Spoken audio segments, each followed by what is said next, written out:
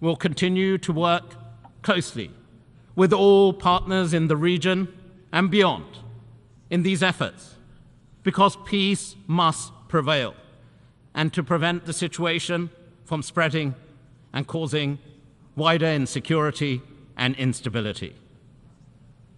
It was my Prime Minister who said, "Hope and humanity must win against the scourge of aggression and terrorism. Love over hate, light over darkness, peace, shalom, salam." Thank you. I thank the distinguished representative of the United Kingdom, Lord Ahmed, for his statement. I now give the floor to the distinguished representative of Peru.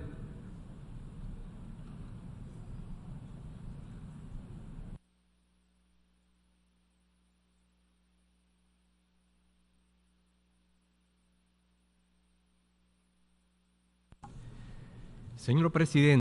Mr. President, Peru would like to express its deepest condolences to the families of the victims, independently of their nationality or religion, and would like to express our unconditional solidarity with the populations affected by the devastating conflict in the Middle East. This conflict has lasted decades without a solution, and that on the 7th of October has seen a new and grave escalation in hostilities.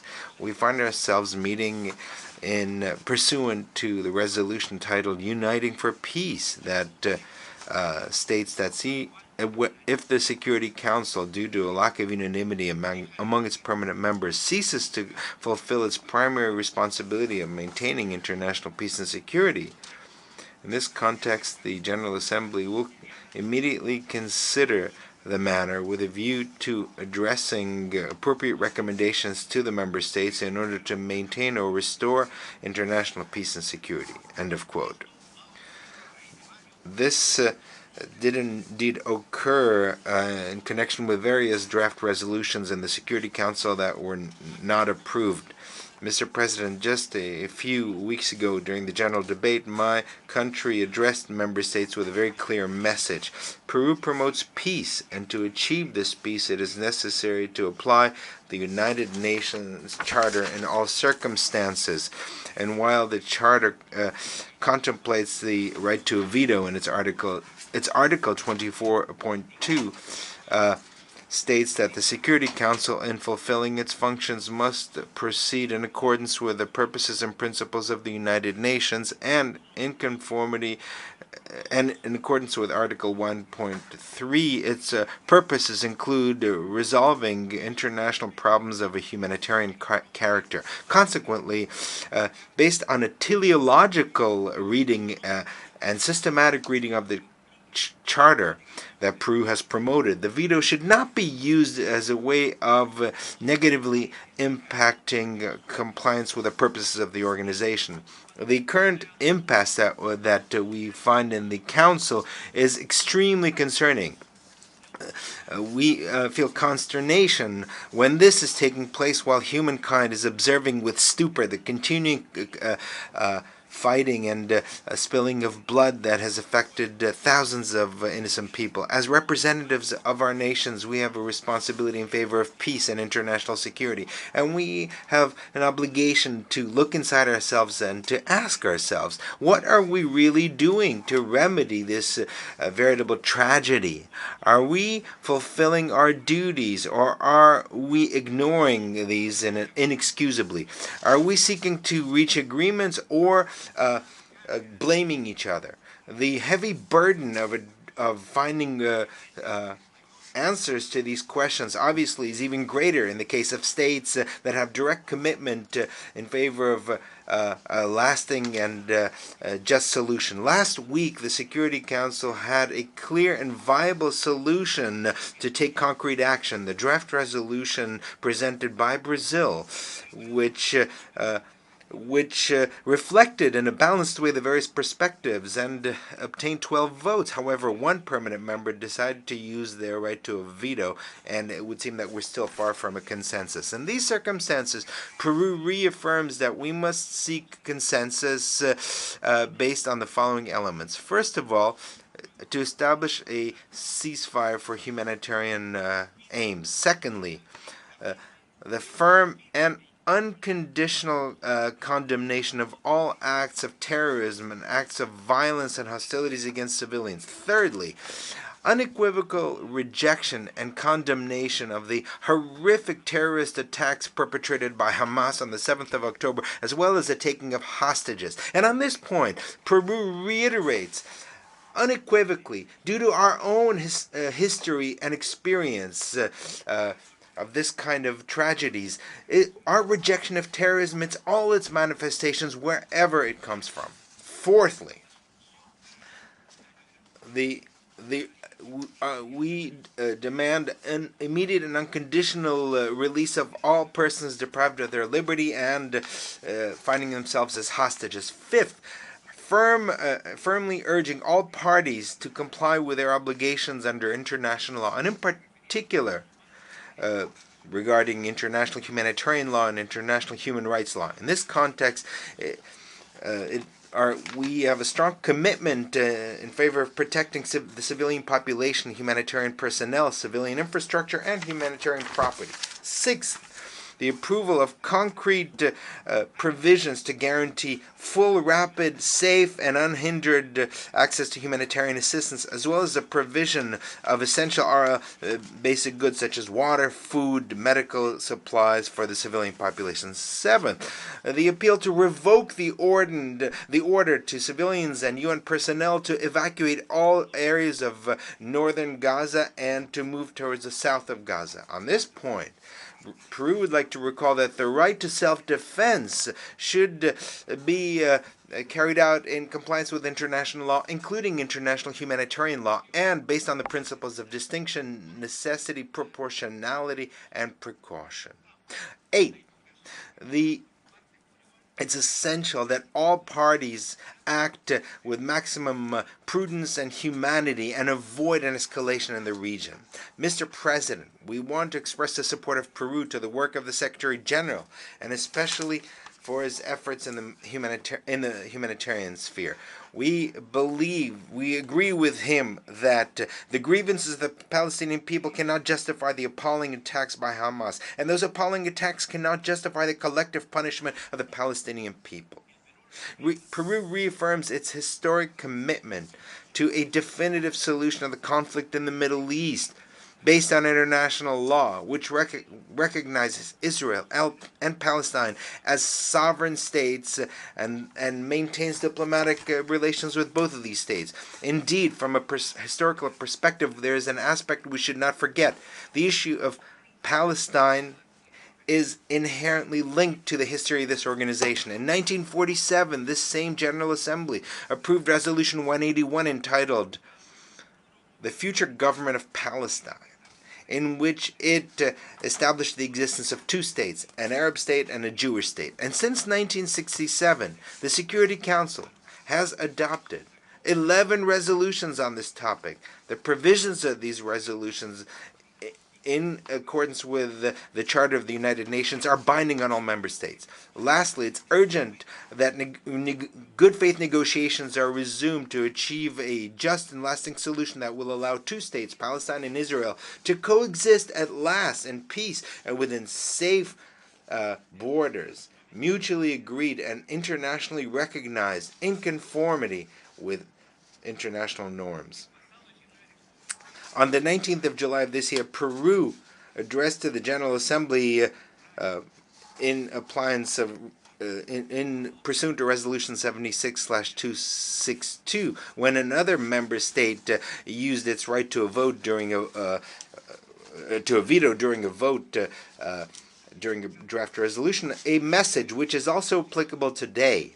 To comply with the purposes of the Charter, it is essential that all members of the Security Council, especially the permanent members, refrain from politicizing humanitarian issues. This implies, inter alia, to stop putting geopolitical considerations ahead of humanitarian issues or emergency assistance. We hope that the proposal that will be presented by the 10 elected members of the Security Council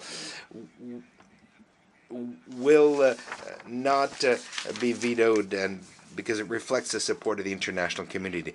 Peru would like to reiterate that obligations under international humanitarian law are permanent. These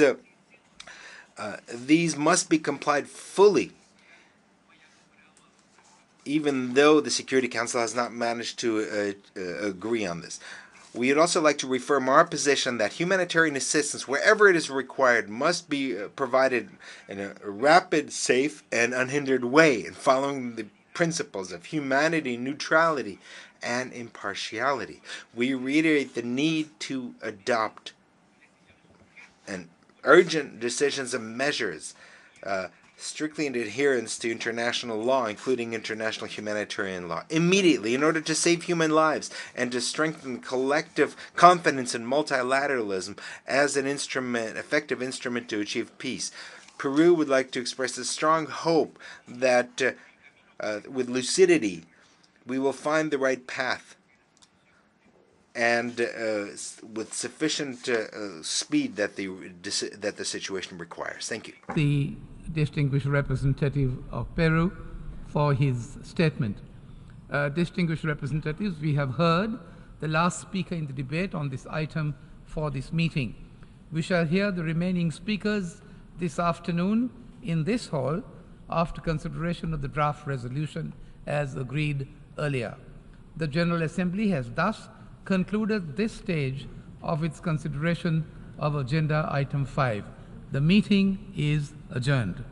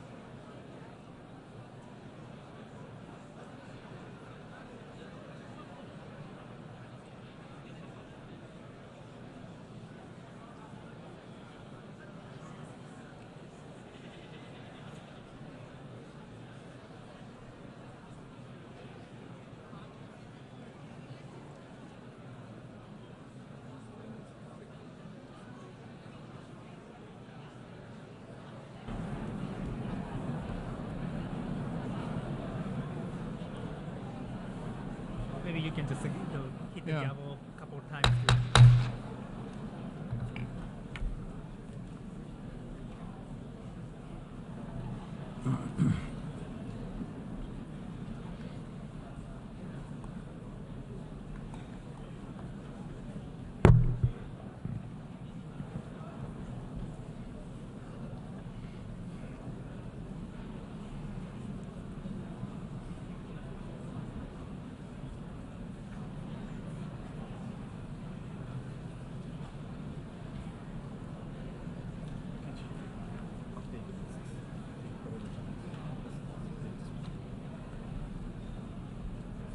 The 41st plenary meeting of the 10th Emergency Special Session of the General Assembly is called to order.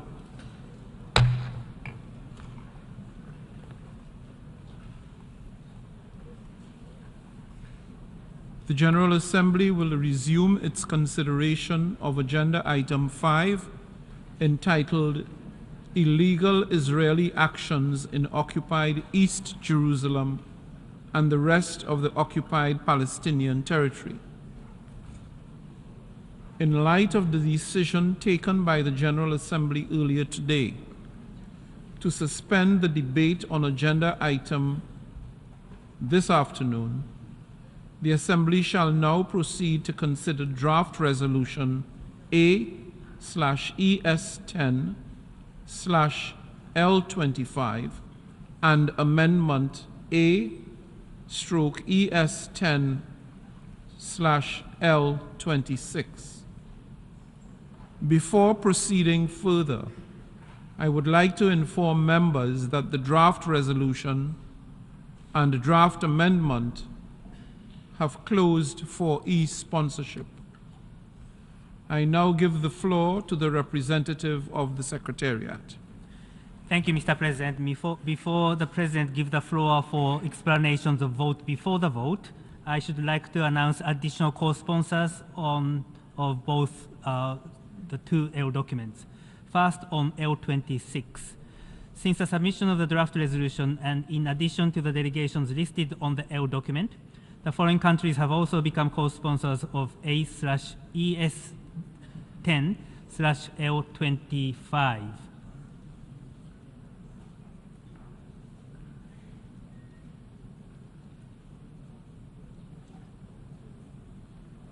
Bear with us.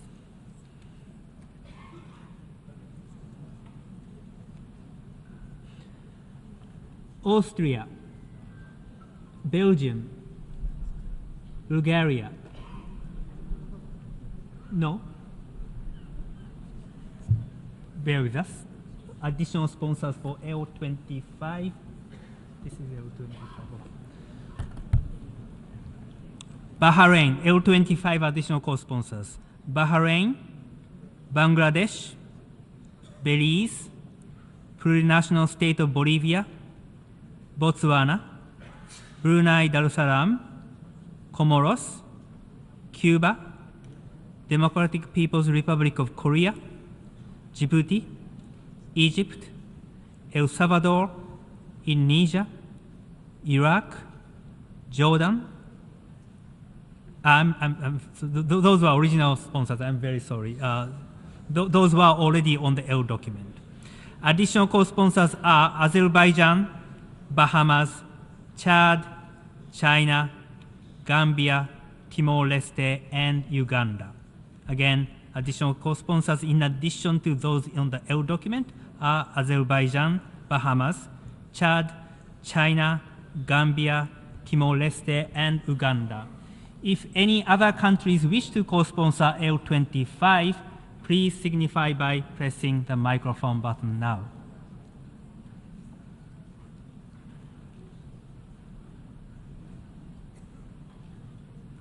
I see none as additional co-sponsors for L25. Next, on L26, since the submission of the draft amendment and in addition to the delegation listed on the L document, the foreign countries have also become co-sponsors of A/ES10/L26. Austria, Belgium, Bulgaria, Croatia, Cyprus, Czechia, Denmark, Estonia, Finland, Germany, Greece, Italy, Japan, Kenya, Latvia, Lithuania, Luxembourg, Malta, Marshall Islands, Montenegro, Kingdom of the Netherlands, New Zealand, Poland, Portugal, Republic of Moldova, Romania, Slovakia, Slovenia, Sweden, Ukraine, United Kingdom, and United States. If any other countries wish to co-sponsor L26, please signify by pressing the microphone button now. I see Tonga, Spain, North Macedonia, Federated States of Micronesia.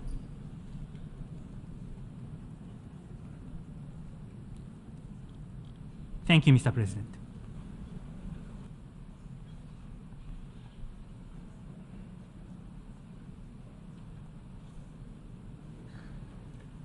I thank the representative of the Secretariat. The Assembly will now proceed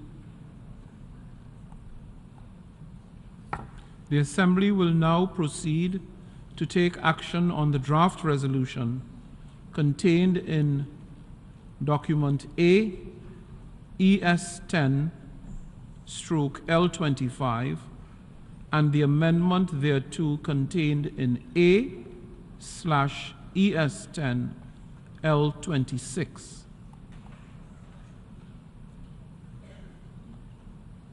Delegations wishing to make a statement in explanation of vote before the vote on any of the proposals under this item, including the proposed amendment, are invited to do so now in one intervention.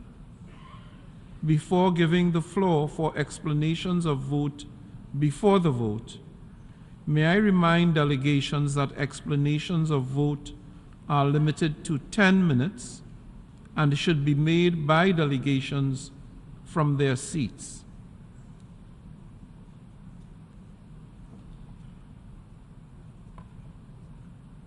Accordingly, I give the floor to the distinguished representative of Jordan. Mr. President, ladies and gentlemen, I stand before you today with a profound sense of duty as I present draft resolution L25 titled Protection of Civilians and Upholding Legal and Humanitarian Obligations on behalf of the Arab Group. This resolution is brought forward under the 10th Emergency Special Session Agenda Item 5, addressing illegal Israeli actions in occupied East Jerusalem and the rest of the occupied Palestinian territory. It has garnered co-sponsorship from 47 member states of this esteemed General Assembly. Mr. President, the situation in Gaza is dire, characterized by immeasurable suffering, where the fundamental human rights and the dignity of its people have been violated in blatant disregard of international law.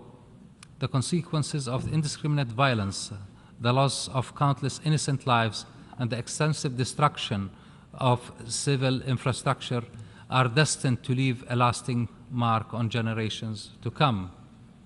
Since the eruption of this cycle of violence and conflict on 7th October, over 7,000 Palestinians, innocent Palestinians, have tragically lost their lives, including women, children, elderly, health workers, and UN staff. The urgent need for an immediate ceasefire to end this prolonged tragedy and create a path towards diplomatic solutions cannot be overstated. It is not merely our responsibility, but a profound moral obligation to champion the cause of peace. In light of these compelling circumstances, as we all are witnessing a ground invasion conducted by Israel as we speak, and the absence of a resolute action by the United Nations Security Council 4 times so far, our draft resolution pursues a simple yet vital goal, one that aligns with the very purpose for which the United Nations was established: peace and compliance with international law. This resolution addresses the intensifying violence in Gaza Strip, the rest of the occupied Palestinian territory, including East Jerusalem. It calls for an immediate, enduring, and unwavering humanitarian truce, ultimately leading to a cessation of hostilities. It demands adherence to international law, especially concerning the safeguarding of civilians, humanitarian personnel, UN staff, and essential facilities. This resolution emphasizes the crucial necessity of unimpeded humanitarian access to life-saving essentials such as food, water, medical supplies, fuel, and electricity for the civilian population in Gaza. Moreover, it pleads for the immediate and unconditional release of captives and underscores the imperative of protection of civilians and humanitarian infrastructure and the disproportionate impact of armed conflict on vulnerable groups encompassing women, children, individuals with disabilities, and the elderly. Furthermore, the resolution underscores that the only viable path forward is a two-state solution rooted in pertinent UN resolutions and international law. In a time of crisis and uncertainty, this path offers hope for a just and lasting peace. Finally, I would like to remind delegations that Israel is responsible for the atrocities that are being committed now and that will be committed in their ground invasion of Gaza. Do not support any effort to legitimize such atrocities as we are seeing now in a proposal that perpetrates to whitewash such unlawful and horrendous aggression against the Palestinian people in Gaza. In this context, I call for a vote on Canada's Amendment L26. Thank you, President.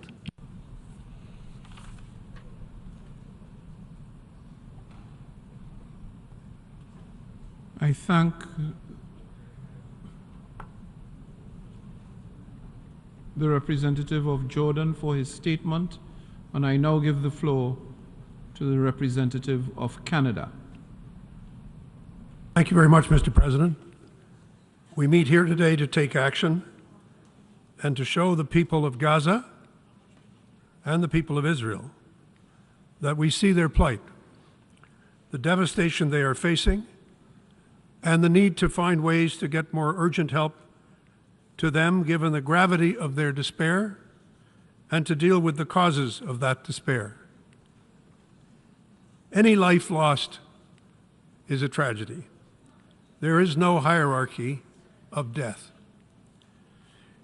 Yet the critical reason for how we got here has already been forgotten by so many, as if it never happened. But just 2 weeks ago, Hamas terrorists killed over 1,400 Israelis, not even mentioned in the comments by my friend from Jordan, with their own hands and weapons, and wreaked sheer terror on the people of Israel. The ongoing threats of Hamas, Iran, its proxy Hezbollah, and others continue to hang over the entire region. Since that day, October 7th, over 7,000 Palestinians. And just 3 days ago, when I spoke to the Security Council, it was over 5,000. So we can see the need for a rapid response from this organization to deal with the humanitarian crisis. Those who have been living under Hamas's tyranny have been killed, and over 1 million are displaced. This is what has prompted this body, this emergency special session, into action. We acknowledge the considerable efforts deployed by the drafters to take into account the comments. And we are grateful for those efforts, which have certainly made it possible to considerably improve the text. Unfortunately, Canada cannot support the text as it's currently proposed. we cannot act as a General Assembly of the United Nations without acknowledging the terrible events of the 7th of October and without condemning the terrorists who are responsible for this.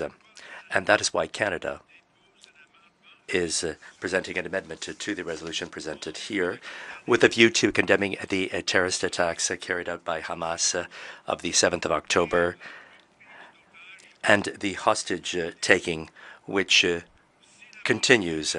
If the amendment is not adopted, not only will the Security Council, not only will they not have acted following this violence, but this organ will adopt a resolution which doesn't even mention anywhere the organization which is responsible for one of the worst terrorist attacks in history, and we will all have to live with that failure while the tragedy continues to unfold. The purpose of this amendment is quite straightforward. It is not by any means a whitewash of anybody. Facts are facts. On October 7th, Hamas committed acts of terror by killing and kidnapping innocent men, women, and children. We in this assembly have an obligation to name two things not mentioned in the draft resolution: the organization that bears responsibility for those events and its consequences, and the deliberate cruelty of the murders and the hostage-taking that is still underway.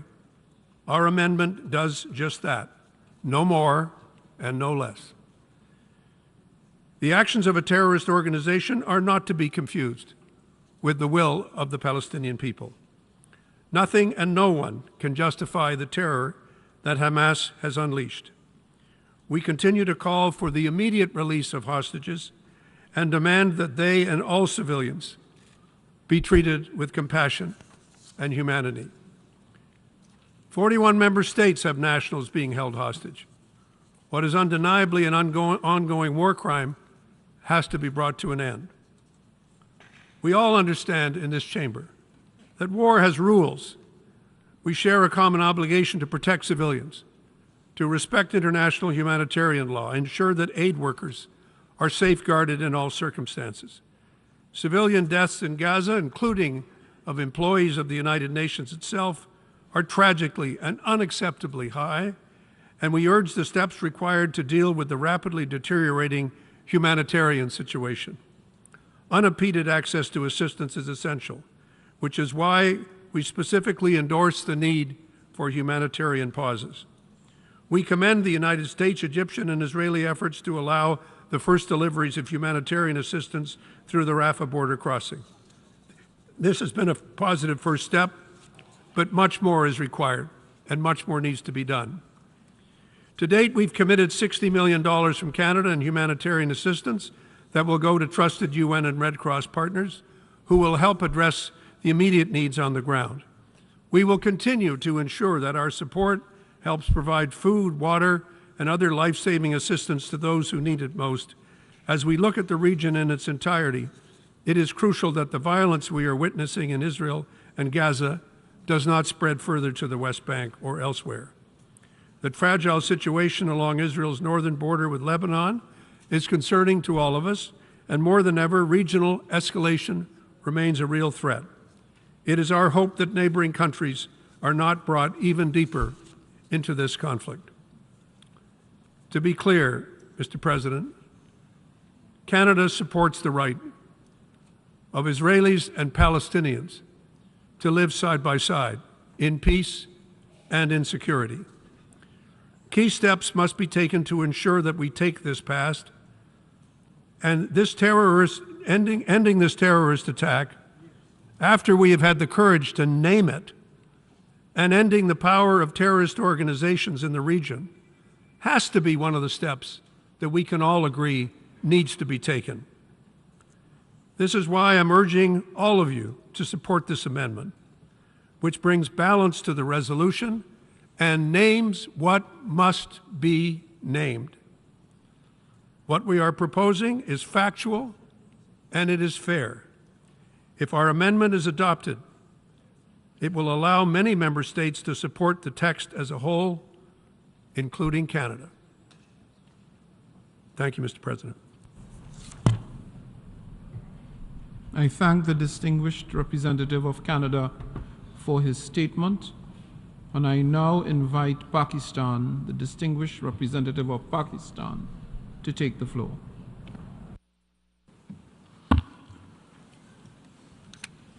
I thank you, Mr. President. Mr. President, the text that has been proposed by the Arab and the Islamic countries in L25 is a humanitarian text. It seeks three simple things. One, an immediate cessation of hostilities, a ceasefire. Second, the provision of urgent humanitarian relief to the besieged people of Gaza. And third, a stipulation against the further displacement of the 2 million people in Gaza, trapped between Israel's bombs and its tanks. Mr. President, the co-sponsors of L25 have been circumspect in the language that has been used in document L25. The document has not condemned Israel by name. And this has been a deliberate act of moderation on the part of the sponsors. Because if one were to see the situation that is on the ground with Israeli bombs that are there for 20 days against the helpless Palestinian people, with 7,000 men, women, and small children, half of them children, killed by Israel in the last 20 days, 17,000 injured, 1.1 million Palestinians displaced. The enormity of the crimes that are being committed by Israel against the Palestinian people are so great and enormous that it is amazing that when my friend from Canada insists on naming the organization Hamas, that he does not feel the need for the equity and balance and fairness for which Canada is so well known. He does not feel the need to name Israel for killing 7,000 Palestinians and injuring 17,000. Only Hamas. Is this balance? He says what needs to be named has to be named. We believe Israel needs to be named. If you are fair, if you are equitable, if you are just, you will not blame one side and not the other. And if you were to go back to the issue of who started this, we all know who started this. It is 50 years of Israeli occupation and the murder and killing of Palestinians with impunity that started this. When you push a people into the corner, they will respond. This is what the Secretary General said. It did not happen in a vacuum. And look at the reaction that came from the Israeli representative, insulting the Secretary General, calling for his resignation. They can't face the truth. They can't face justice. They can't face the fact that the crime has originated with the Israelis. The Israeli occupation is the original sin in this case. It is not what happened on the 7th of October. That is the proximate cause. But the real cause is the occupation of Palestine. Mr. President, it was not our purpose to name anybody in this text. My colleague from Canada says, well, the hostages, we don't speak of the hostages. The text does speak in balanced terms for the release of all who are held against their will. But not only the Israeli hostages, also the Palestinians. They have the same rights. They are human beings too. And if you only focus on your kith and kin in Israel and forget the Palestinians because they are different, are they people of a lesser God? I think if Canada was fair, if Canada was really equitable, it would agree either to name everybody, both sides who are guilty of having committed crimes, or it would not name either, as we chose in L25 not to name anybody. But if the Canadian amendment passes, Pakistan will withdraw its co-sponsorship of L25, and we will submit an amendment to the text of the resolution, which will strongly condemn all indiscriminate attacks by Israel, the occupying power, against the Palestinian civilian population. That, I hope we will have the opportunity at the appropriate time to do so. But my appeal to all member states here is not to support the one-sided Canadian amendment, the unequal Canadian amendment, the unfair Canadian amendment. We urge you not to show that you are biased against the Palestinian people who have suffered 50 years of occupation, that you are even-handed, that you will either name both or you will name neither in this draft resolution. Our purpose is to stop the fighting. The fact that we have reports today that the Israelis have gone on the ground into Gaza, which will escalate the fighting. It is all the more reason for this General Assembly to pass a resolution which is unequivocal in calling for a halt to the fighting, to the hostilities, and that is what we must do this afternoon. I thank you, Mr. President.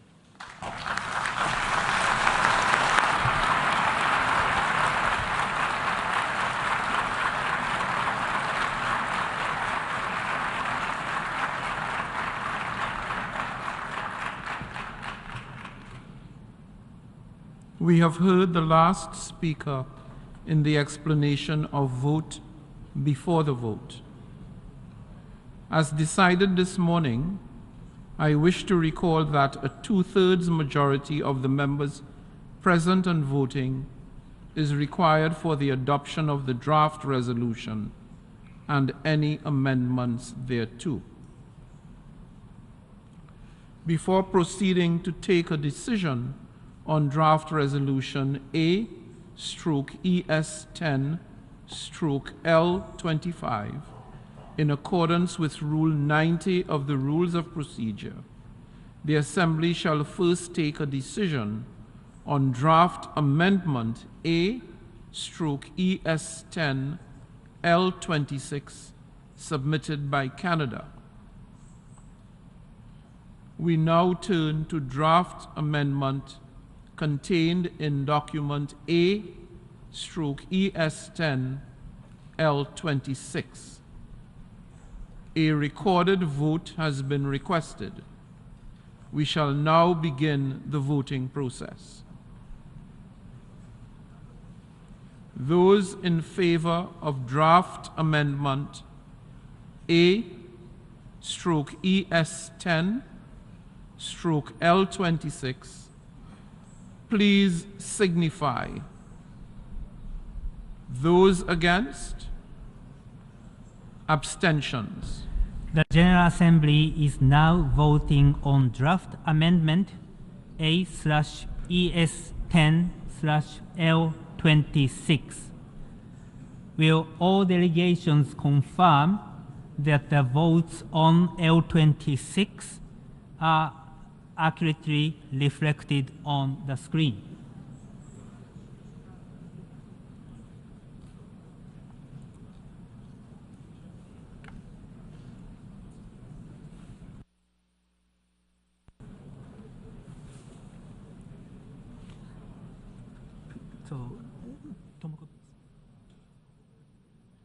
So no two-thirds rejected. Right. And I will ask, having failed to obtain a two-thirds majority, it's not adopted. I'll just, yeah.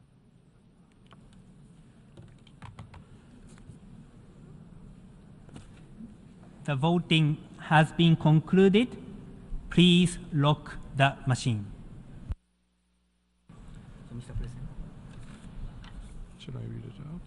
Yes, but before so this is short of two-thirds majority, so it's rejection. It's rejection. So please read this, and then the last line, having failed to obtain a two-thirds majority of members present voting, the draft amendment is not adopted. Okay.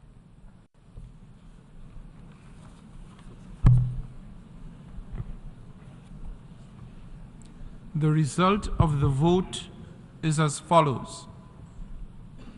In favor 88, against 55, abstentions 23. Having failed to obtain a two-thirds majority of members present and voting, draft amendment A/ES10/L26 is not adopted.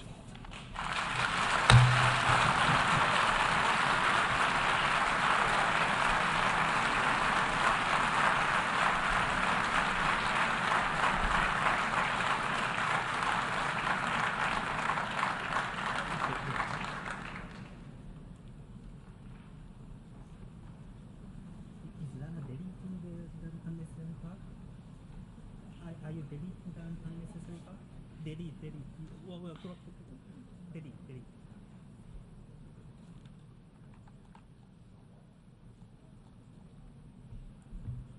Excuse me, sir.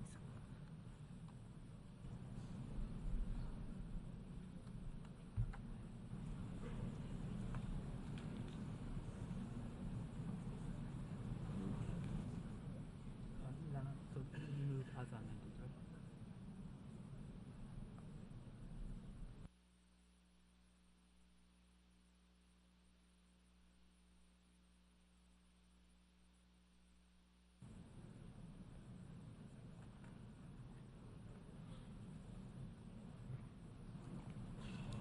Since draft amendment A/ES10/L26 is not adopted, we shall proceed to take a decision on draft resolution A/ES10/L25. The Assembly will now take a decision on draft resolution A/ES10/L25 entitled Protection of Civilians and Upholding Legal and Humanitarian Obligations. A recorded vote has been requested. We shall now begin the voting process.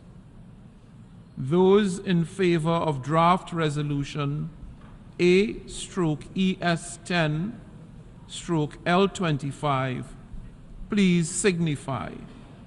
Those against, abstentions. The General Assembly is now voting on draft resolution A/ES10/L25 entitled Protection of Civilians and Upholding Legal and Humanitarian Obligations.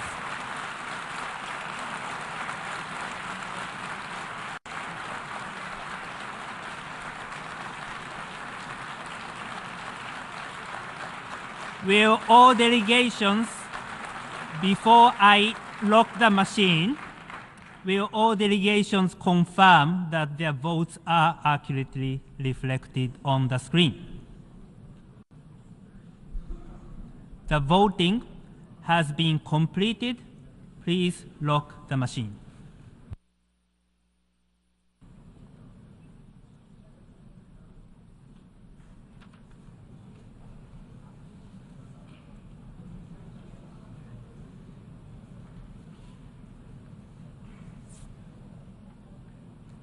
The result of the vote is as follows.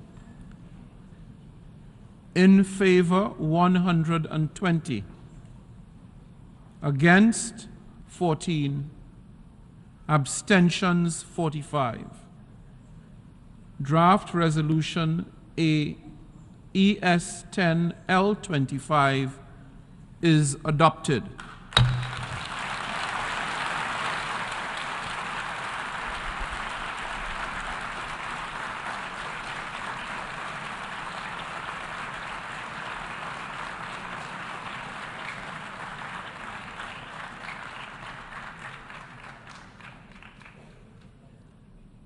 Before giving the floor for explanations of vote after the vote, may I remind delegations that explanations of vote are limited to 10 minutes and should be made by delegations from their seats.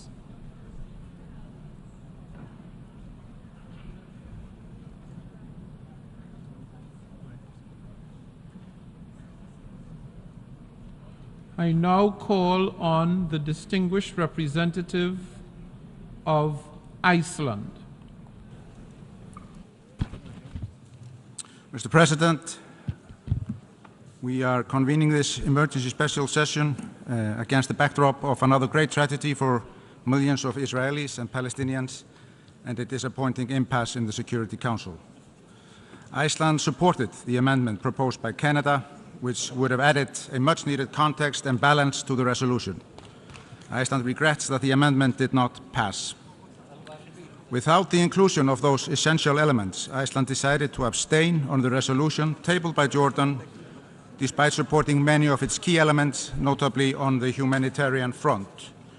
It is unfortunate that consensus could not be reached on a resolution to address the grave humanitarian situation and the need for concrete action to protect civilians and facilitate the safe delivery of humanitarian assistance. Mr. President, Iceland joins the calls for humanitarian pause to facilitate the safe delivery of humanitarian aid throughout Gaza.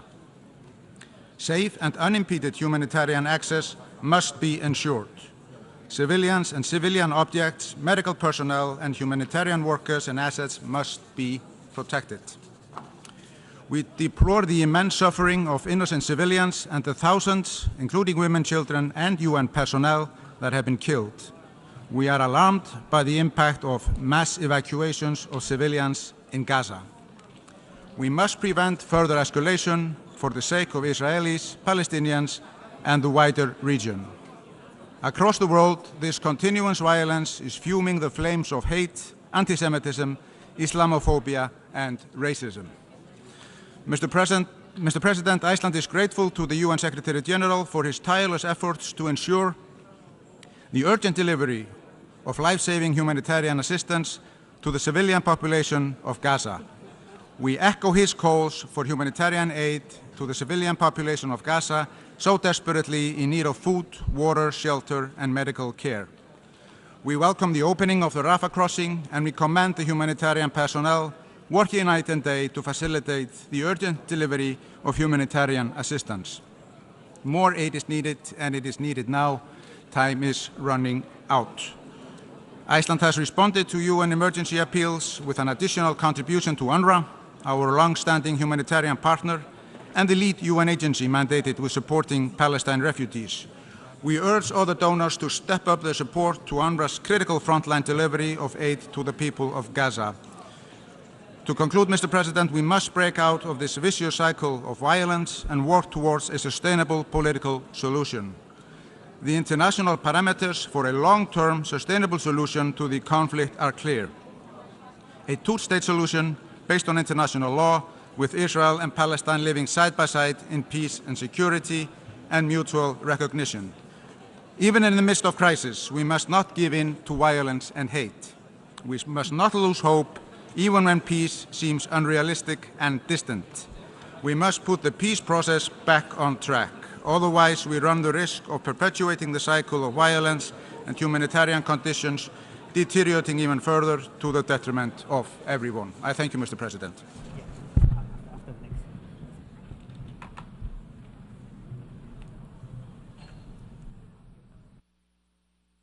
Before giving the floor to the next speaker, you may wish to ask delegations to remain seated to listen to other speakers. It's been just quick. Distinguished delegates,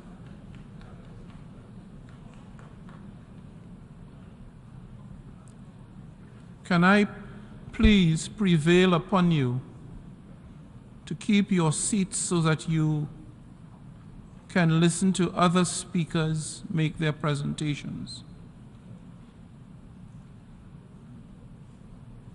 We are still in the midst of the debate. Thank you for your cooperation.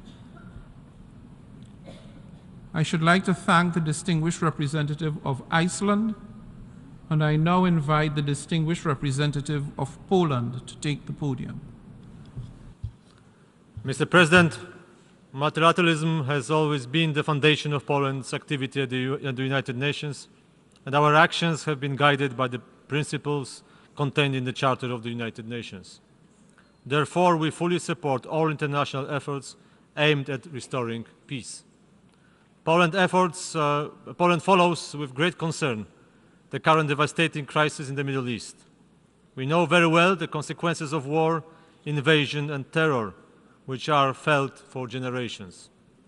Now it is critical time we should make every effort to reach the cessation of hostilities and to return to a diplomatic path of this dispute. Mr. President, Poland decided to abstain on this resolution as we believe that the path to peace requires including several key elements missing in the text. First, the submitted proposal lacks a clear condemnation of Hamas' attack on October 7th this year. Terrorism aiming at the civilian population cannot be tolerated under any circumstances, and this is why Poland condemned the brutal attacks on civilians carried out by Hamas on its very onset. Second, it should be stated clearly that Israel, just as any other state, has the right to defend itself and its citizens in compliance with the international law and international humanitarian law. Third and lastly, we are also joining all those calling for immediate and unconditional release of all hostages taken by Hamas. Among them, there is one Polish citizen, a distinguished historian working for Yad Vashem Institute. We expect Mr. Alex Danzig to return home safe and sound. Nevertheless, we largely agree with the humanitarian provisions of the presented resolution. For decades, Poland has been involved in humanitarian and development and aid projects in the Middle East, with particular focus on Palestine and Lebanon. Poland's yearly contribution to UNRWA, which have been decided to supplement with fresh 1 million Polish zloty, are a clear proof of our wider political commitment to the stabilization of the Middle East. In this context, we were satisfied to see the opening of the Rafah crossing last week and the first convoys of aid trucks entering Gaza. However, the flow of humanitarian aid into Strip must continue and rise. We strongly believe that the lives of civilians on both sides must be protected in accordance with international law and international humanitarian law. The nearly complete blockade of the Gaza Strip, which hinders the imports of food, water, medicine, and electricity, must end immediately. The strategy of collective punishment that puts civilians at risk is a wrong one. We should make every effort to reach the cessation of hostilities and to return to a diplomatic path of this dispute. We fully believe that within the UN, we as international community should be able to develop a common position on this extremely important issue.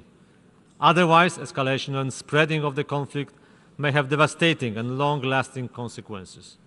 In this vein, Poland remains open to constructive cooperation and committed to a negotiated, a viable two-state solution built upon the internationally agreed parameters.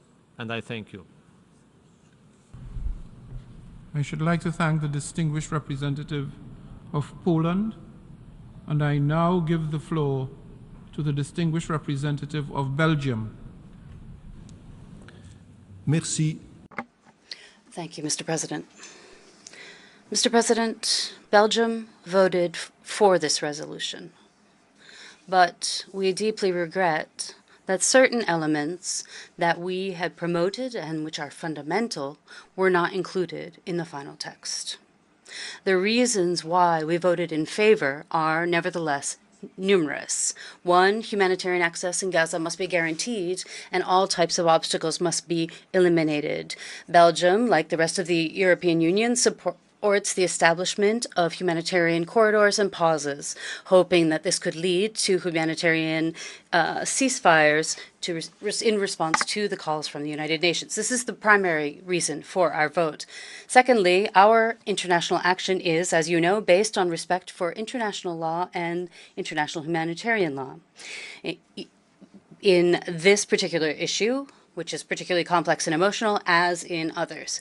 As the Secretary General rightly stated, even wars have rules. We have therefore expressed our support to the general goals of this text while being well aware of what it is lacking.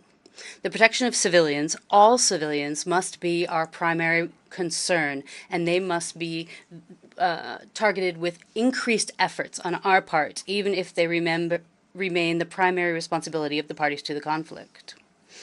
Here I wish to recall that Belgium does not urge the attempts for a total blockade, nor forced displacements, nor the use of civilians as human shields, whether it be in this context or in any other.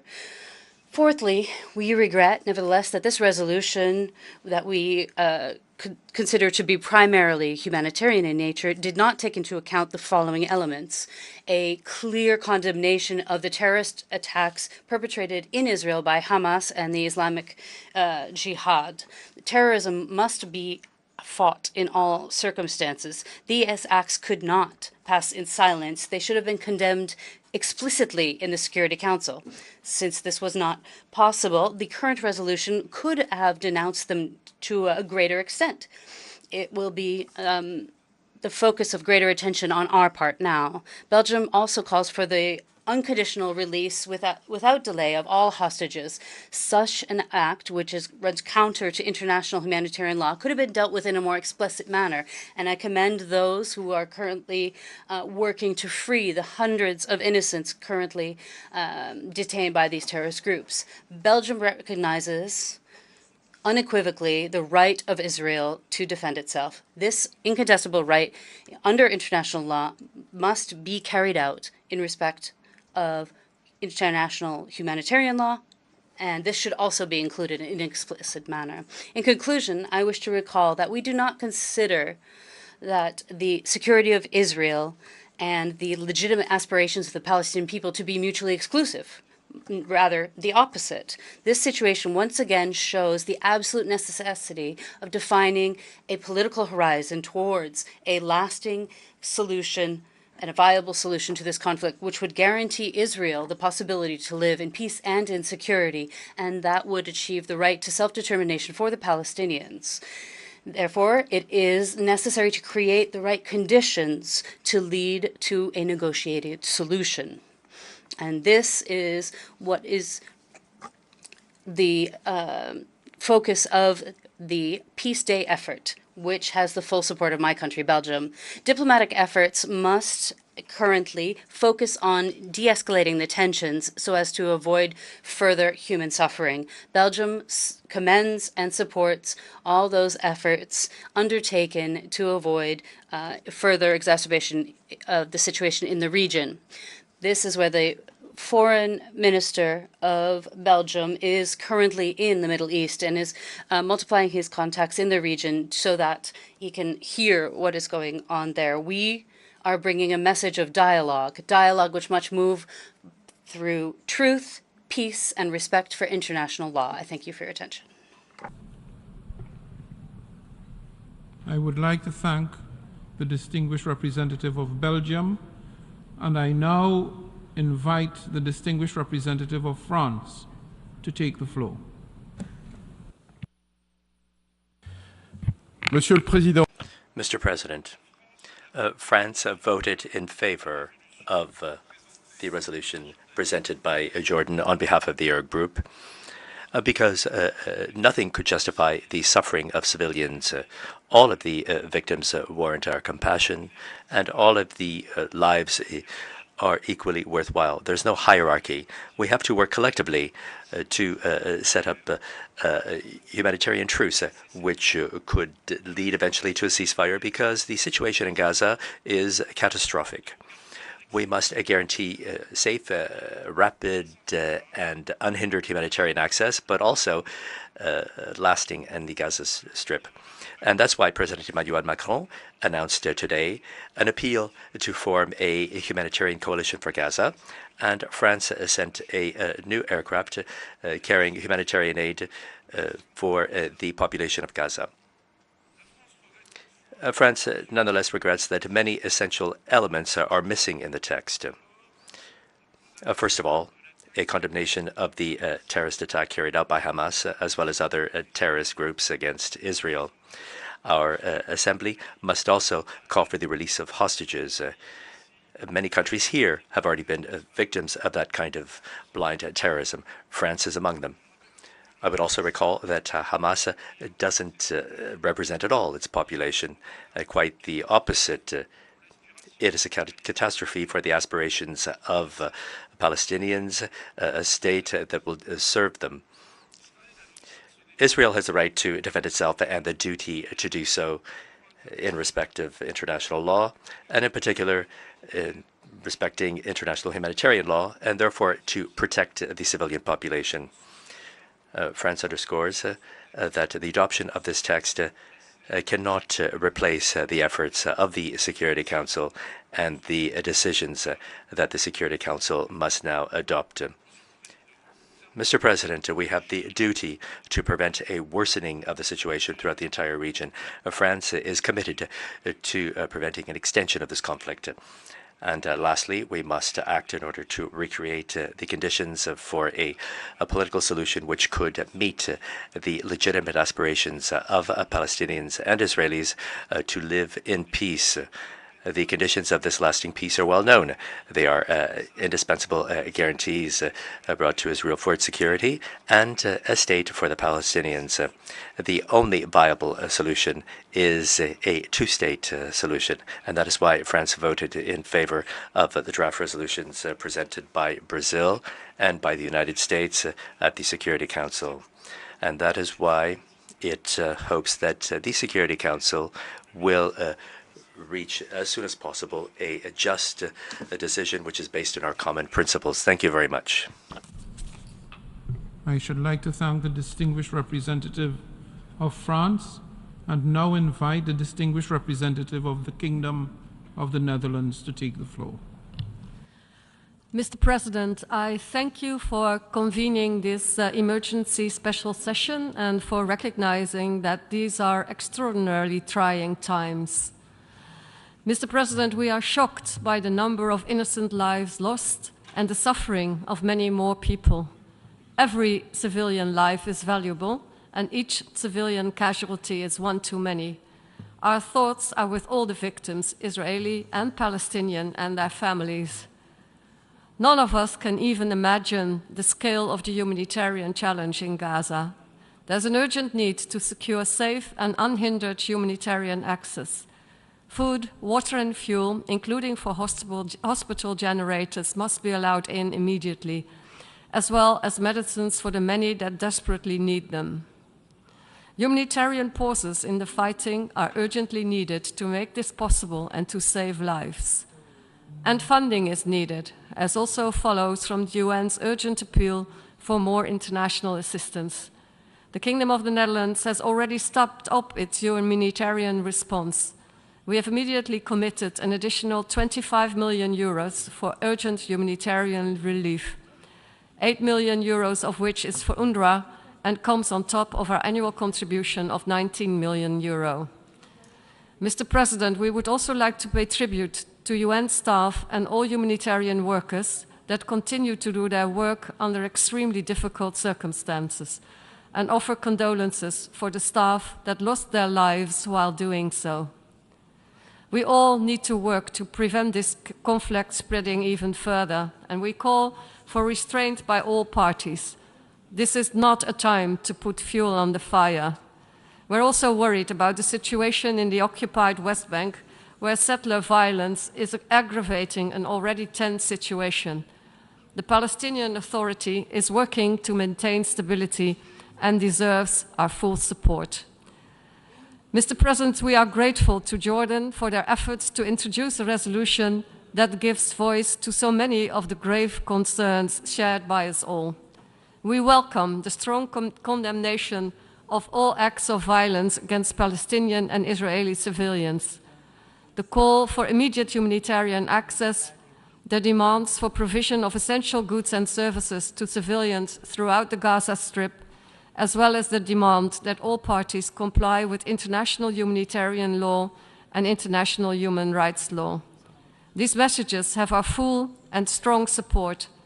Still, we have decided to abstain on the resolution because important elements are in our view missing from the text.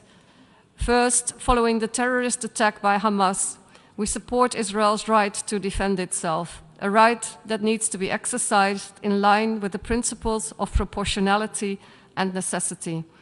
And second, the immediate release of all hostages is an utmost priority and is insufficiently reflected in the resolution. Also, we prefer to look at existing UN mechanisms first rather than call for the creation of a new mechanism to ensure protection of the civilian population. Mr. President, the mere thought of this situation spiraling further out of control is frightening. We must urgently address the humanitarian needs. We must urgently break the cycle of violence. And we cannot give up on peace and on the two-state solution. We all know that a common perspective on sustainable peace and security for Israelis and Palestinians alike is the only way forward. I thank you. I should like to thank the distinguished representative of the Kingdom of the Netherlands, and I now invite the distinguished representative of Bulgaria to take the floor. Thank you, Mr. President. Bulgaria is gravely concerned with the rapidly deteriorating humanitarian situation in Gaza and calls for continued, rapid, safe, and unhindered humanitarian access and aid to reach those in need through all necessary measures, including humanitarian corridors and pauses for humanitarian needs.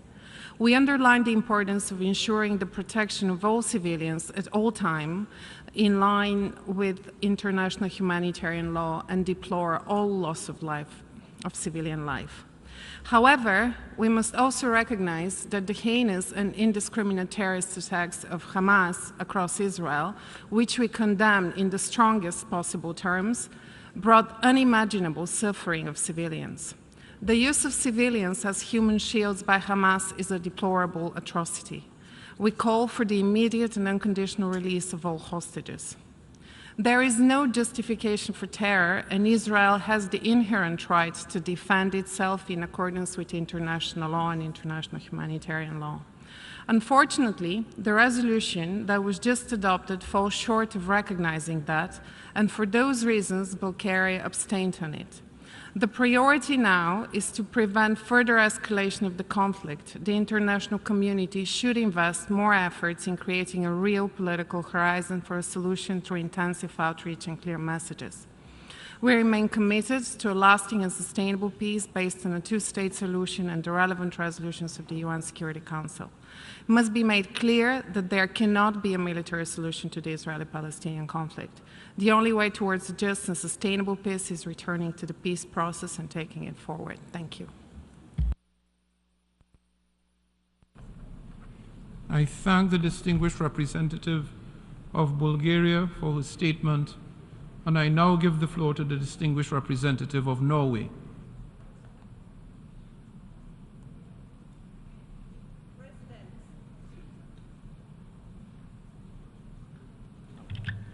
Norway voted in favor of the resolution just adopted. We commend the Arab group for its efforts to act in good faith and search for a compromise on some of the most sensitive issues. We would like to highlight two important elements that we wanted to have included in the resolution. First, Norway voted in favor of the amendment proposal introduced by Canada. We regret that the amendment was not adopted as part of the resolution. Norway has unequivocally and strongly condemned the terror attacks by Hamas in Israel on 7 October. We have also condemned the taking of hostages, and we demand their immediate and unconditional release. Second, we would like to reiterate that Israel has a right to defend itself against armed attacks by Hamas. We emphasize in this regard that self-defense measures must be necessary and proportionate. Despite these shortcomings, Norway decided to vote in favor of the resolution in its entirety. This decision has been made in light of the gravity of the situation on the ground, in particular regarding the humanitarian catastrophe we see evolving in Gaza, as well as the importance of advancing a joint international message at this critical juncture. I thank you. I thank the distinguished representative of Norway and now invite the distinguished representative of Israel to take the floor.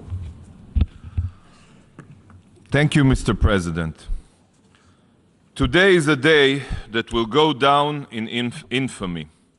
We have all witnessed that the UN no longer holds even 1 ounce of legitimacy or relevance. This organization was founded in the wake of the Holocaust for the purpose of preventing atrocities.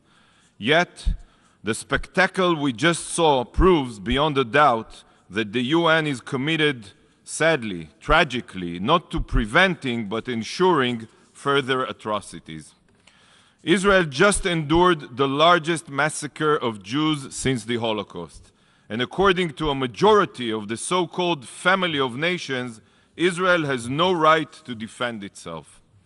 Entire families and communities have been exterminated by genocidal Hamas jihadists whose sole goal is to annihilate the Jewish state. There is no reasoning with evil like this. There are no talks or discussions to be held.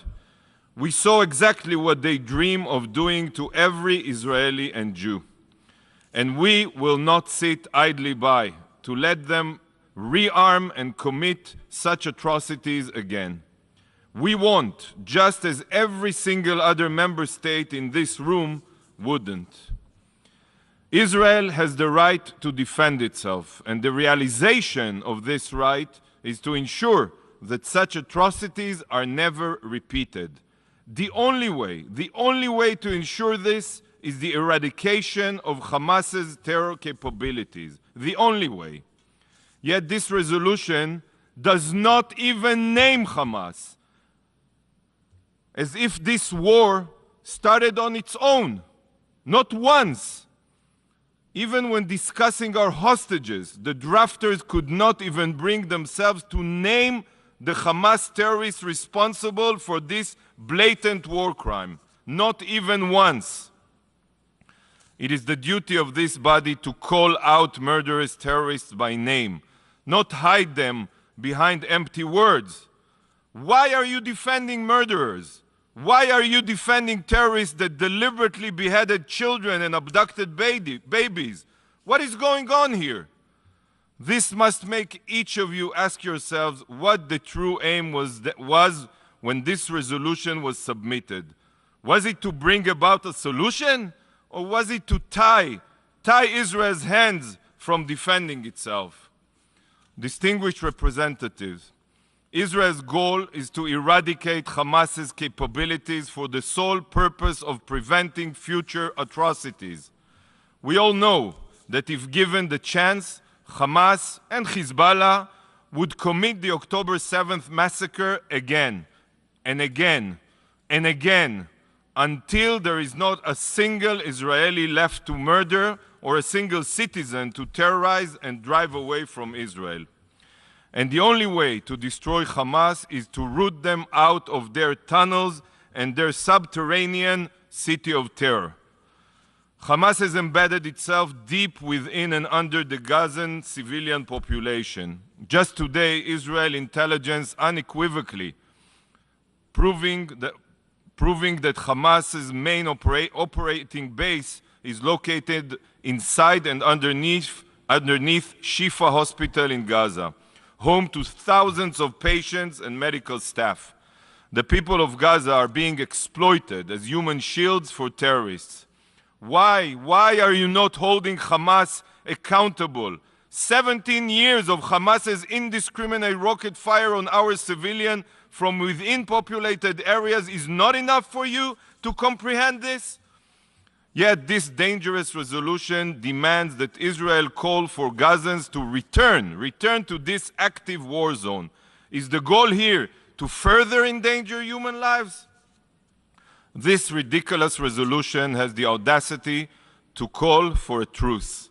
The goal of this resolution's truce is that Israel should cease to defend itself to Hamas so Hamas can light us on fire.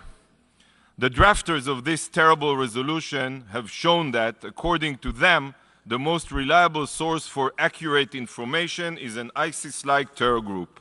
Israel is closely monitoring the humanitarian situation in Gaza, and we know that there is no humanitarian crisis in accordance with international humanitarian law. Trusting the reports coming out of Gaza is exactly like trusting reports from ISIS. Does the international community trust information provided by ISIS? Does it trust numbers provided by Boko Haram? Of course not. So why is Hamas, a savage terror group no different than ISIS or Boko Haram, trusted? How can you choose to believe such distortions? Every single Gazan ministry is run by Hamas. It is all a front for Hamas. Every official statistic is the word of genocidal terrorists. For example, the fact that UN officials and some of you are still parroting Hamas's lies about what happened at the Al-Ahli hospital is a true disgrace. It was proven with absolute certainty that it was a Palestinian Islamic Jihad rocket that hit the hospital parking lot, and that the number of casualties is far lower than Hamas's reports. Yet you continue to echo these lies. Shame on you. Shame on you. The truth holds zero importance in this body. Zero. Today, the majority of the international community has shown that it prefers to support the defense of Nazi terrorists rather than support the law-abiding state of Israel to defend its civilians. Anyone who is truly interested in preventing violence shouldn't vote for resolutions protecting terrorists. And whoever truly wants to prevent more violence should be calling on Hamas to lay down their arms, turn themselves in, and return all hostages. If this were to happen, the war would end immediately. This is a dark day for the UN and for mankind. Mr. President, Israel will continue to defend itself.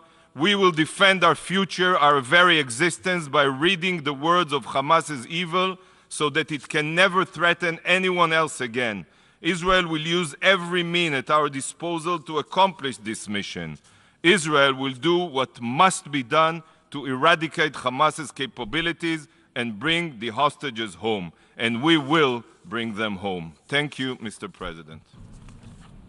I should like to thank the distinguished representative of Israel for his statement, and now invite the distinguished representative of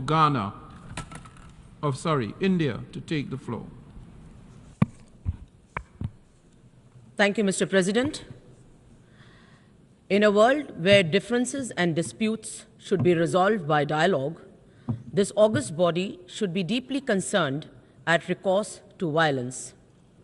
That too, when it happens on a scale and intensity that is an affront to basic human values.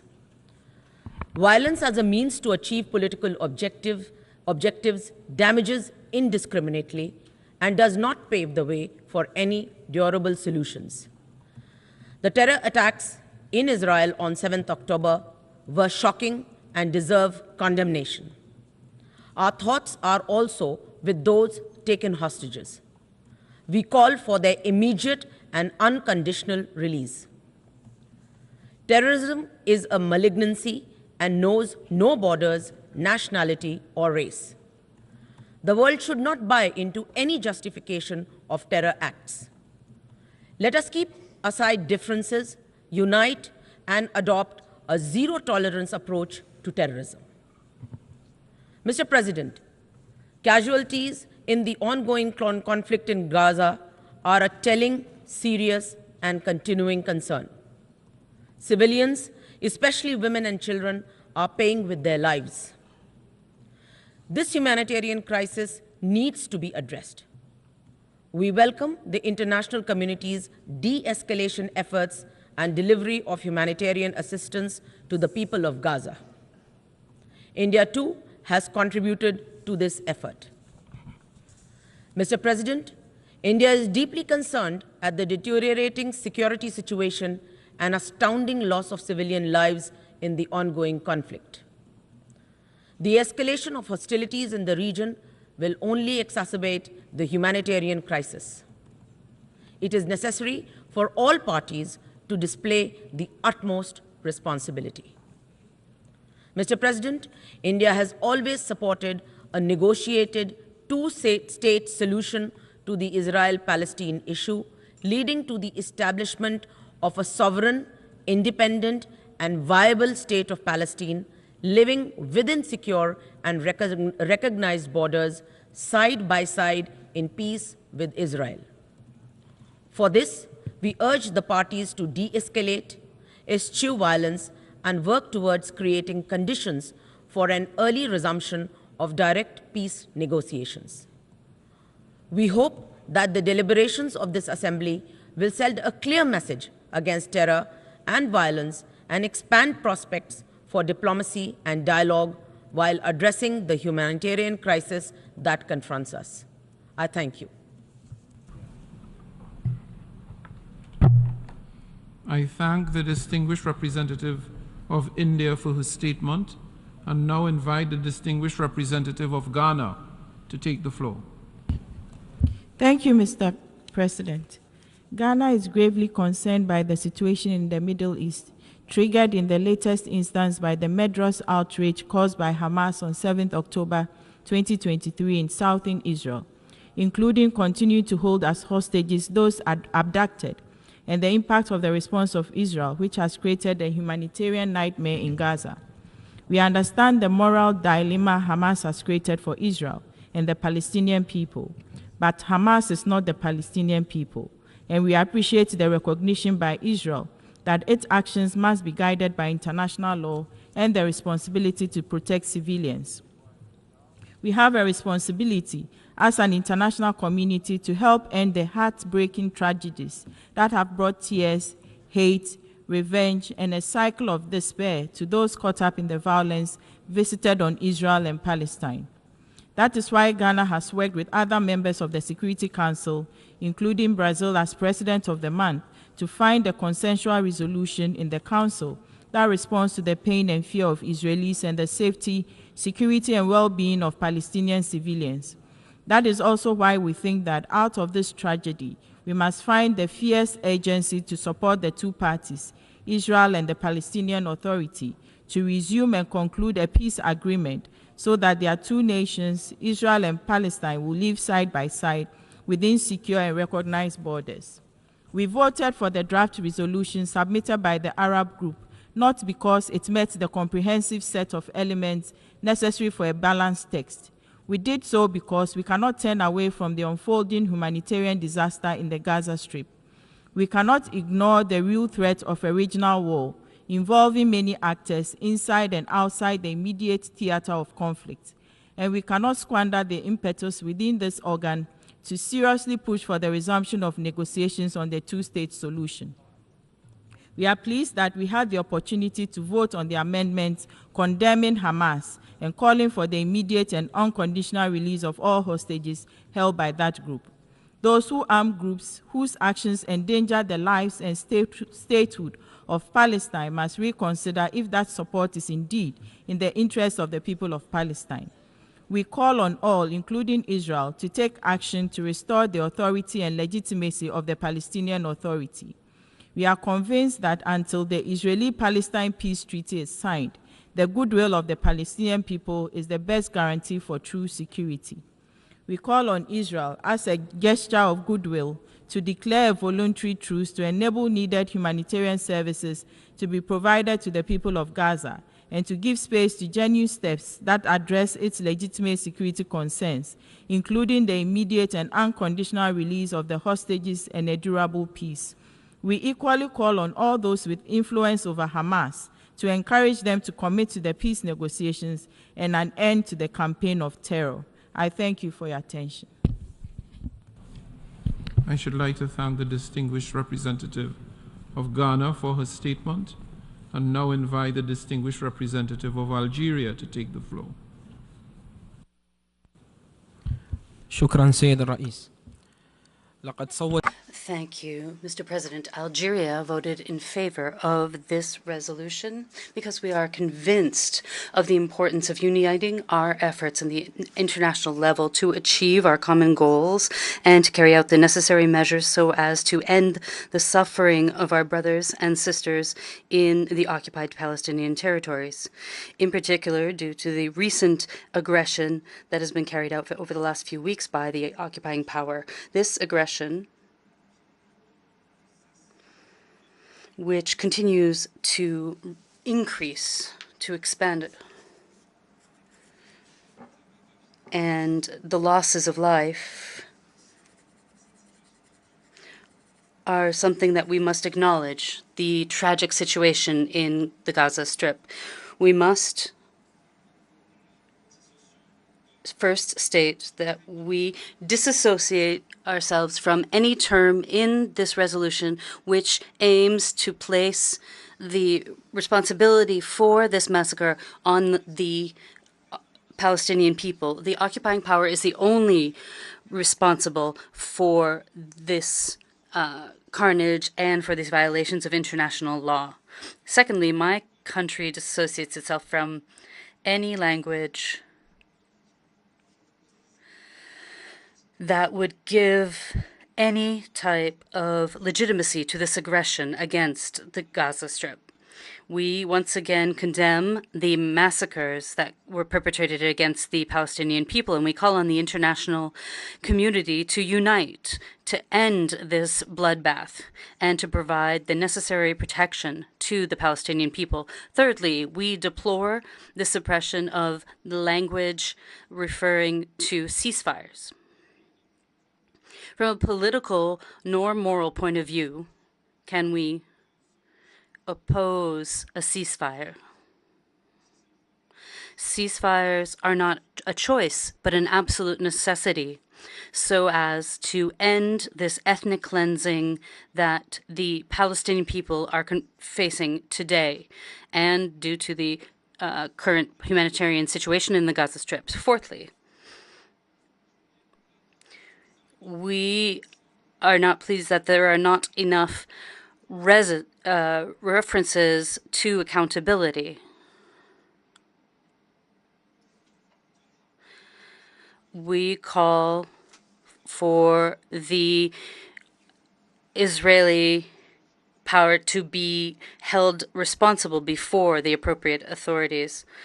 We must bolster the Security Council's responsibilities to maintain international peace and security on behalf of all UN member states, in accordance with Article 24 of the UN Charter. The Security Council cannot continue to be silent when women and girls are being killed every day in the occupied Palestinian territories. In conclusion, we wish to reiterate our support to our brother people of Palestine in its fight for its legitimate fight for its rights to establish an independent state with East Jerusalem as its capital. We call on the international community to guarantee the rights of the Palestinian people, because this is the only way to ensure peace and security in the Middle East. Thank you. I should like to thank the distinguished representative of Algeria and now invite Switzerland to take the floor. Monsieur le Président, le 7 octobre dernier, President, on the 7th of October, Hamas carried out unjustified and shocking terrorist attacks against the civilian Israeli population. Switzerland condemned these attacks in the strongest terms in the very earliest hours. We supported the resolution that was submitted by Jordan to this assembly. Nevertheless, the accountability of the Hamas terrorists is also important for us. This is why we also supported Canada's amendment. We regret that the unjustified and shocking terrorist attacks by Hamas and a call for an immediate freeing of the hostages was not included. We call for an immediate and lasting and sustained humanitarian pause, which would lead to a cessation of hostilities. This resolution is essential. We must ensure that the rapid and unfettered access is given to humanitarian aid for the region, because the humanitarian situation is catastrophic, in particular for the million people who are displaced. Today, faced with the degradation of the situation in occupied Palestinian territories, including East Jerusalem, this is crucial. We also believe that the resolution expresses the deep commitment of many UN member states to international humanitarian law, international law, and human rights. We reiterate that the international humanitarian law takes into account both humanitarian regulations and the rules of combat, which must be respected, including distinction, precaution, and proportionality when carrying out hostilities. Switzerland is committed to a unified action by the Security Council and will continue to do so. Finally, we must not lose sight of the fact that the only way to establish peace and security is the two-state solution, two democratic states, Israel and Palestine, living side by side in peace within these safe and recognized borders, as this assembly has called for decades. Thank you. I should like to thank the distinguished representative of Switzerland and now call upon the distinguished representative of Czechia to take the floor. Mr. President, Hamas's terror has plunged Israel and Palestinian territories into a new spiral of violence in which civilians, both Israelis and Palestinians, are suffering gravely. Many lives have been lost. Homes, hospitals, and schools have been damaged.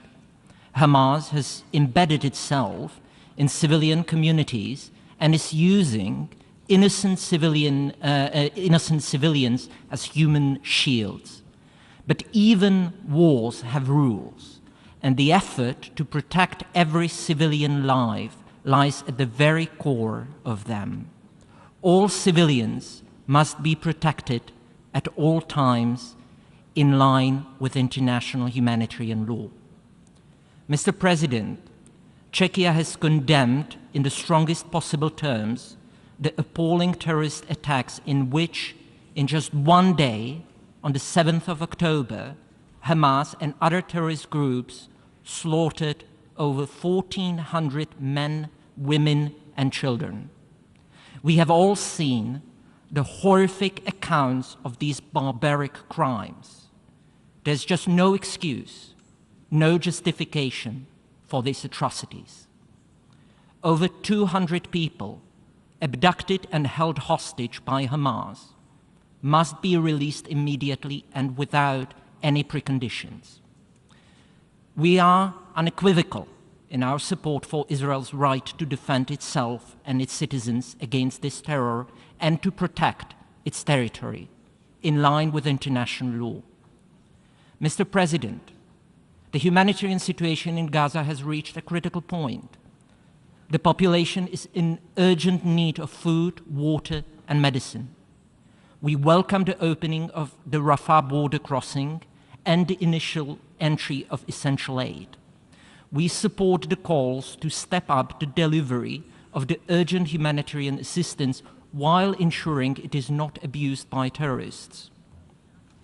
The risk of spread of the conflict further to the region is imminent. An escalation of the conflict puts at risk the positive dynamics that the region has been working on. We commend the tireless diplomatic efforts to de-escalate the situation and to prevent the Hamas-Israel conflict to spiral into a regional war. To that end, actions that incite violence and escalate the conflict, as well as any support to the terrorist groups such as Hamas and the Palestinian Islamic Jihad, have to be rejected. Mr. President, the resolution this General Assembly has just adopted contains many points that we support as an attempt to address this complex situation. However, the resolution fails to condemn the terrorist attacks by Hamas on the 7th of October. There's no call for the unconditional release of all hostages taken by Hamas. The resolution fails to recognize Israel's right to defend itself and its citizens against terrorism. Last but not least, it doesn't provide assurances that the delivery of the urgent humanitarian assistance is not abused by Hamas and other terrorists. If we are not clear about the need to stop terrorism, we are not making progress towards the desired peace in the Middle East. For these reasons, Czechia decided to vote against the resolution.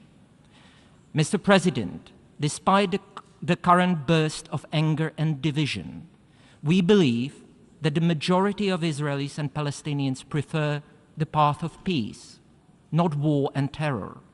Czechia is firmly committed to a two-state solution, which remains the only vital perspective to ensure Israel's security and to fulfill the Palestinian desire for their own statehood.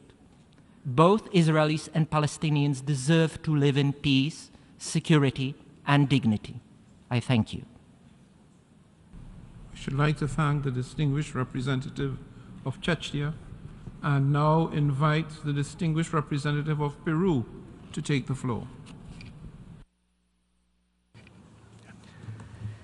Señor Presidente. President, Peru voted in favor of the draft resolution presented by Jordan and also for the amendment presented by Canada.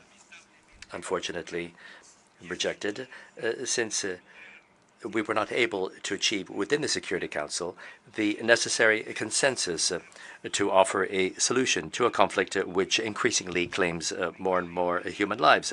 It is therefore up to the General Assembly to have the responsibility of directing recommendations for the adoption of collective measures within the framework of the resolution pro-peace union.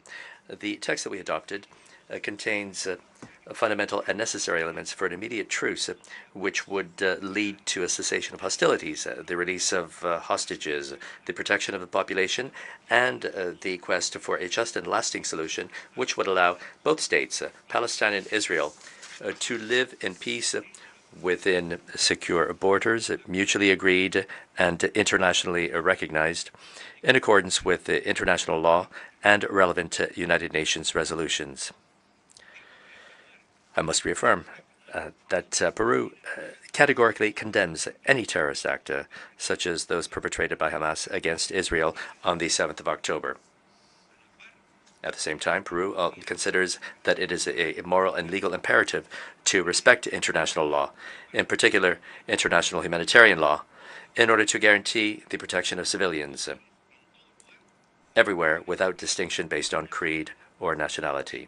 And this position of principle is one that will continue to guide our action within the United Nations. Thank you very much. I should like to thank the distinguished representative of Peru and now invite the distinguished representative of Germany to take the floor.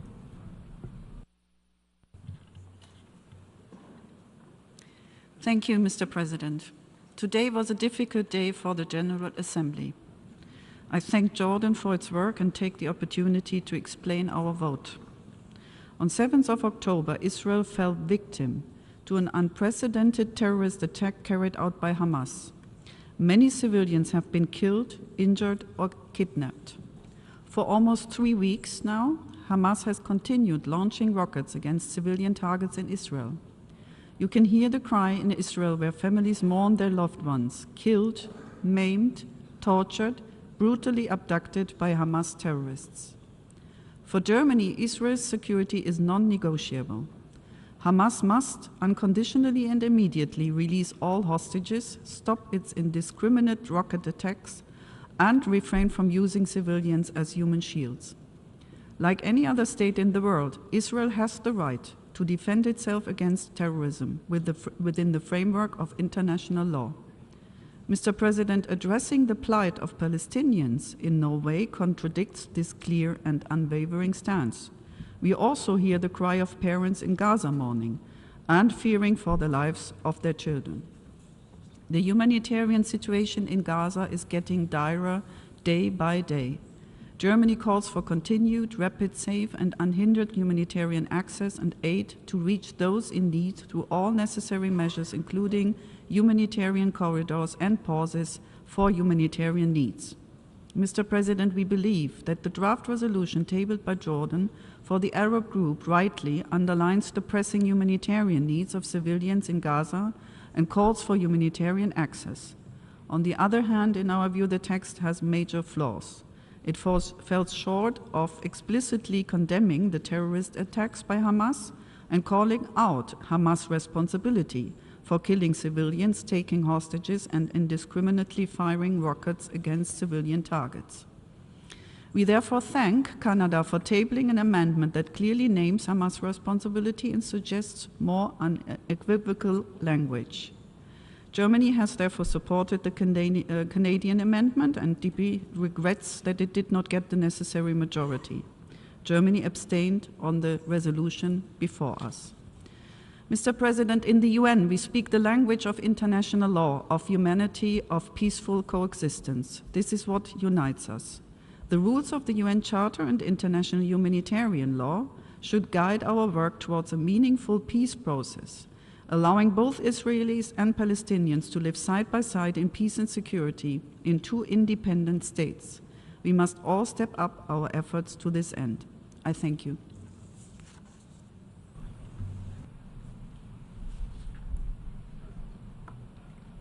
I would like to thank the distinguished representative of Germany and now invite the distinguished representative of Singapore to take the floor. Thank you very much, Mr. President. Singapore voted in favor of this resolution after very careful consideration. We deeply regret that this resolution has two glaring and significant omissions. First, it makes no mention of Hamas's role in perpetrating the massive and coordinated terror attacks, which led to the brutal killing of 1,400 Israelis and others, and the abduction of more than 200 hostages. These are acts of terror that we condemn unequivocally. And the abhorrent deeds of Hamas cannot be justified by any rationale whatsoever. We reiterate our call for the immediate, unconditional, and safe release of all civilians taken hostage. Secondly, this resolution does not acknowledge Israel's legitimate right to defend its citizens and territory in compliance with international law. As with every country, Israel has a right to defend itself from heinous terrorist attacks, to protect its people from senseless violence, and to keep its territory secure. Mr. President, nevertheless, Singapore supported this resolution because we have always been a consistent advocate and defender of international law, the UN Charter, and the rules-based multilateral system. This resolution reaffirms all parties' obligation to respect and uphold international law, including international humanitarian law. It expresses strong support for the efforts by the Secretary General of the United Nations and for his calls for the immediate and unrestricted access of humanitarian aid and to respond to the most basic needs of the Palestinian civilian population amidst the unfolding humanitarian crisis in the Gaza Strip. It demands that all parties immediately and fully comply with their obligations under international law, including international humanitarian law. And these obligations have been spelled out in many UN Security Council resolutions. All innocent civilian lives must be protected. I thank you for your attention. I should like to thank the distinguished representative of Singapore and now invite the distinguished representative of the Philippines to take the floor. Thank you, Mr. President. The Philippines notes with grave concern the recent escalation of hostilities in the Middle East. We condemn the killings, terrorist attacks, and other acts of violence by Hamas that took place in Israel on the 7th of October 2023, and in this regard acknowledge the right of Israel to self-defense in accordance with the UN Charter. We mourn the loss of innocent lives and extend our sympathies to all the affected civilians in Israel and the Palestinian territories. We deeply regret the violation of international humanitarian law, which has imperiled the safety of civilian populations. In light of the alarming state of civilian casualties, we call on all parties to respect international humanitarian law. We express concern at the massive destruction of health and medical facilities that further increases unnecessary human suffering. The ongoing conflict deeply concerns us with its broad and profound impact on countless innocent civilians, including Filipino nationals and their families. Joining the call of the international community, the Philippines strongly urges the swift release of all hostages. We call for the end of the taking and detainment of individuals, particularly women and children. We reiterate our plea to the international community to come together and provide essential humanitarian aid and support to the affected. Most importantly, we urge all concerned to immediately put in place urgent solutions that would prevent the conflict from further escalating, spreading, and protracting. The Philippines supports the efforts of the United Nations to deliver urgent humanitarian assistance and essential supplies to Palestinian civilians caught in the midst of the conflict in the Gaza Strip. We commend UNRWA, UNOCHA, and other related UN agencies for their efforts and sacrifice amidst these challenging times. The Philippines lends its full support to calls for ensuring the safety of civilians seeking refuge in UNRWA premises across Gaza.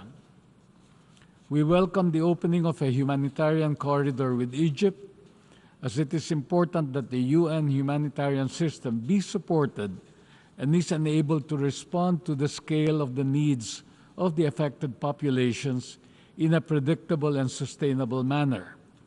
We are also hopeful for a solution to be reached in the soonest possible time in order for the Rafah crossing to start receiving foreign nationals, including our Filipinos still in Gaza. We also continue to support UN peacekeeping missions in the region. We believe that the multilateral approach is crucial in addressing the crisis and preventing further escalation.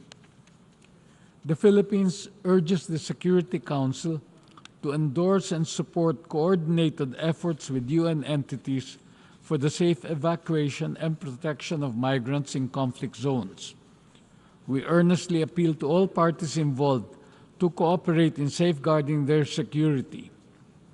With approximately 30,000 Filipino nationals in Israel and a further 130 in Gaza, their safety and well-being remain paramount to us. Reaffirming our position, the Philippines firmly supports a two-state solution, consistently aligned with past international agreements and relevant UN resolutions. Both Israelis and Palestinians deserve a future where their rights, aspirations, and security are recognized and upheld. This enduring Israeli-Palestinian conflict remains a pivotal determinant for the peace and stability of the region. A lasting resolution can only be achieved through comprehensive dialogues and negotiations anchored firmly in international law. The Philippines ardently urges all parties to elevate dialogue as the primary tool for a peaceful and lasting resolution. Mr. President, following the inability of the Security Council to act on many resolutions on the crisis brought to its chamber, it is now incumbent upon the General Assembly to take action, do the utmost to bridge the divides, and champion the path to peace. The resolution ES10/L.25, as adopted today, includes many elements which the Philippines supports. Notably, it condemns all acts of violence against both Israeli and Palestinian civilians. It calls for respect for international humanitarian law, access for humanitarian assistance to address the large-scale needs in Gaza, and immediate and unconditional release of innocent civilians being held captive. It also reaffirms our long-standing support for a two-state solution with a safe and independent Palestine and a secure Israel living in peace. Overall, it expresses the grave concern of the international community over the situation, which the Philippines genuinely shares. We condole with all victims and their families and pray for a peaceful resolution of this conflict. However, as we would condemn all terrorist attacks, the resolution does not mention nor condemn the terrorist attack of 7 October by Hamas, leading to the death of innocent civilians, including women and children, as well as some Filipinos. Because of this attack, we recognize Israel's right to self-defense as provided for under Article 51 of the UN Charter, reflected in the resolution. Therefore, despite commendable efforts of the co-sponsors to improve the original text, for these reasons, my delegation abstained on the resolution. Thank you, Mr. President. I thank the distinguished representative of the Philippines. I now give the floor to the distinguished representative of the Republic of Korea. Thank you, Mr. President. The Republic of Korea voted in favor of the amendment put forward by Canada and then abstained on the resolution proposed by Jordan, especially because the Canadian amendment was not adopted. We believe that the language condemning Hamas and calling on an immediate and unconditional release of all hostages taken by Hamas are essential elements that should be included in the resolution. Let us be reminded that the rapidly deteriorating situation in Israel and Gaza commenced with the brutal terrorist attacks by Hamas. The Republic of Korea condemns in the strongest possible terms these unjustifiable terrorist attacks. We believe that all states have the right and duty to protect themselves and their citizens in compliance with their obligations under international law, including international humanitarian law. Mr. President, we have already witnessed over 8,000 fatalities on both sides, most of whom are civilians. The death toll is rapidly increasing. Even at this very moment, innocent civilians are losing their lives. Civilians should not be a target. Taking this opportunity, I'd also like to convey my deepest condolences to the families of the 53 UN humanitarian workers who have been killed in Gaza since the beginning of the fighting on the 7th of October. Irrespective of nationality, gender, age, ethnicity, or faith, all civilians must be protected. It is extremely painful to bear witness to more and more civilians, especially women and children, suffering immensely because of this conflict. All parties to the conflict must abide by the rules under international humanitarian law, including the principle of distinction. In addition, the rapid, unimpeded, and sustained passage of humanitarian aid must be allowed. We urge the establishment of pragmatic measures, including humanitarian pause and humanitarian corridor. Time is of the essence, as we stand on the edge of the precipice of a humanitarian catastrophe. We urge the relevant parties on the ground to continue all diplomatic efforts to facilitate rapid, safe, and unimpeded delivery of humanitarian assistance for innocent civilians. Mr. President, enmity among states and widespread hatred among people, these are what extremist groups in the region desire. We cannot and must not allow this. Our common humanity simply must prevail. My delegation would like to stress that this situation must not spill over to other parts of the region. Such a spillover benefits no one. Thus, all major players in the region should continue to exert their redoubled diplomatic efforts to de-escalate this conflict. Mr. President, protecting civilians and preventing spillover must serve as our guiding priorities at this fragile moment.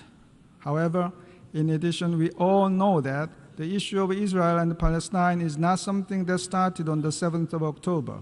It has been going on for decades. That is why it is crucial to establish a durable peace solution to end these repeated atrocities and break the cycle of violence. The Republic of Korea believes that sustainable, lasting peace in this region can only be achieved through sincere negotiations based on the two-state solution with security and dignity for all.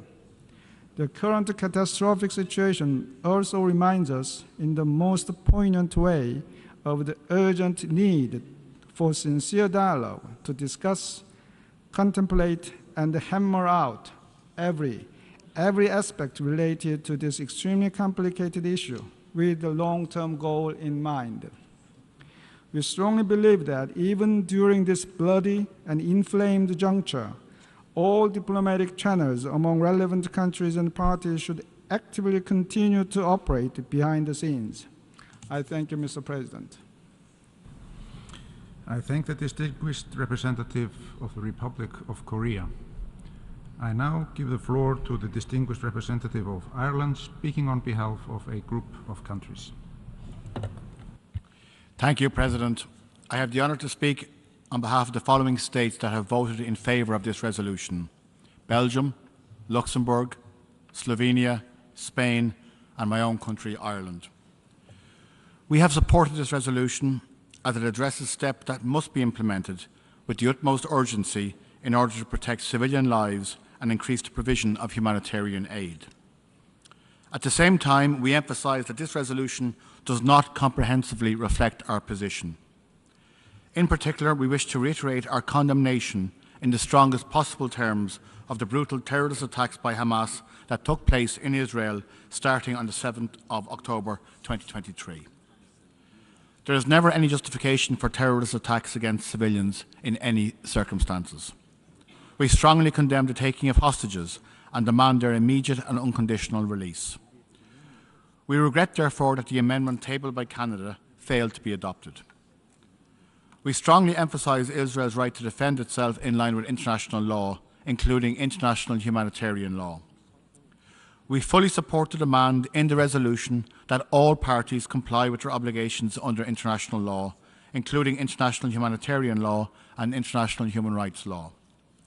We additionally emphasise the prohibitions under international humanitarian law of the taking of hostages and of the use of civilians as human shields, and the requirement to avoid locating military objectives within or near densely populated areas. These are serious violations of the rule of law which put civilians at unconscionable risk. We fully support calls for humanitarian pauses and humanitarian corridors. We underline the urgent need to secure sufficient and unhindered provision of essential goods and services to civilians throughout the Gaza Strip. We underline the importance of allowing full, rapid, safe and unhindered access for all humanitarian organisations. We commend UNRWA and other UN organisations and humanitarian actors for their selfless work in support of the people of Gaza and across the Middle East, and we offer our condolences to those who have lost their lives. It remains of utmost importance to restore a political horizon. The resolution we have just adopted makes it clear. We reaffirm that a just and lasting solution to the Israeli-Palestinian conflict can only be achieved by peaceful means, based on the relevant United Nations resolutions and in accordance with international law and on the basis of the two-state solution. We support the attempts, including through the Peace Day effort, aimed at reviving a political process on the basis of the two-state solution that meets Israeli and Palestinian security needs and Palestinian aspirations for statehood and sovereignty. We urge all partners to redouble efforts to foster consensus and promote meaningful engagement to this end. And we regret that the UN Security Council has not been able to pronounce itself on the situation. I thank you. I thank the distinguished representative of Ireland. I now give the floor to the distinguished representative of the Syrian Arab Republic. Thank you, Mr. President. At times like these, yes, as this meeting is happening, we are receiving news that Israel has indeed launched a barbaric ground offensive against Gaza. And this, of course, will leave behind large numbers of civilian casualties that are unimaginable to us. Israel even cut off communications and internet in Gaza, hoping it would be able to cover up for its barbaric crimes against the sisterly Palestinian people. How will some Western countries, with the United States at the lead, how will they, after giving us migraines with their calls for human rights, how will they justify this crime? This barbaric attack can in no way be justified by what these countries describe falsely and unjustifiably Israel's right to self-defense. Mr. President, the world has grown sick and tired of the hypocrisy and lies of some Western states today. And in another dark page in the book of Israeli crimes, we see the continuation of the bloody Israeli attack on Gaza for the 20th day straight. The extreme and the level of Israeli massacres has reached a level that's unimaginable. They have killed 7,000 civilians, most of them women and children. Not even rocks were spared. The Baptist hospital was bombed, so was a church, as well as residential areas, journalists, doctors, engineers, students, and even United Nations staff. Nothing has been spared in Gaza from Israel's barbarism. The other side of the ISIS terrorist coin, and a source of shame to some Western states, with the United States in the lead. The United States that has offered them protection and impunity and given them a carte blanche so that Israeli fascists can kill the Palestinian people, preventing the Security Council from upholding its responsibility to put an end to this aggression and to put an end to the war crimes, the crimes against humanity that Israel is perpetrating. Mr. President, our delegation voted in favor of the draft resolution that we just voted on at the General Assembly because it primarily aims to stop the barbaric Israeli war machine. It calls for an immediate halt of this aggression and to delivery of humanitarian aid, rejecting the forced eviction of Palestinians. However, my delegation would like to express its reservation over some of the language mentioned in it, and that might be construed as equalizing the Israeli aggressor and the occupied Palestinian people, between the murderer and the victim, between the killer and those being killed. In closing, we would like to renew on behalf of Syria our full support for the sisterly Palestinian people and the legitimate right and struggle that was guaranteed by international law, and the Palestinian people's right to establish an independent state with Jerusalem as its capital. I ask that this statement be registered in the official record of this meeting. I thank you. I thank the distinguished representative of the Syrian Arab Republic. I now give the floor to the distinguished representative of El Salvador. Thank you very much, Mr. President. El Salvador would like to welcome the adoption of the resolution protection of civilians and upholding legal and humanitarian obligations, which we consider to be a concrete and tangible result of this emergency special session of the United Nations General Assembly. My country believes that the text recently adopted by this Assembly is an urgent response and a balanced one, which is placed at the very core of this organization, and that is the protection of all civilians as well as the urgent provision of humanitarian assistance. President, El Salvador condemned and will continue to condemn all terrorist acts, whatever its motivation is and wherever it takes place, and by whomever it is undertaken. We ask that we stop indiscriminate attacks as well as aggression against all civilians. We ask that we bring an end to human suffering and also to widespread destruction. Thank you very much, Mr. President. I thank the distinguished representative of El Salvador. I now give the floor to the distinguished representative of Tunisia. Thank you, Mr. President. Tunisia decided to abstain in the vote over the draft resolution because we believe that the dangerous and unprecedented situation in the Gaza Strip as a result of the continued Israeli barbaric onslaught on the Palestinian people and the closures and the prevention of all forms of basic life from reaching millions of Palestinians requires a much higher threshold and a clearer position. And despite the fact that this draft resolution does call for facilitating the delivery of humanitarian aid and preventing the eviction of Palestinians, however, it did not clearly and strongly condemn the crimes of war and the crimes of genocide that are being perpetrated by the occupying powers. Moreover, it does not call for holding accountable the occupier for its crimes.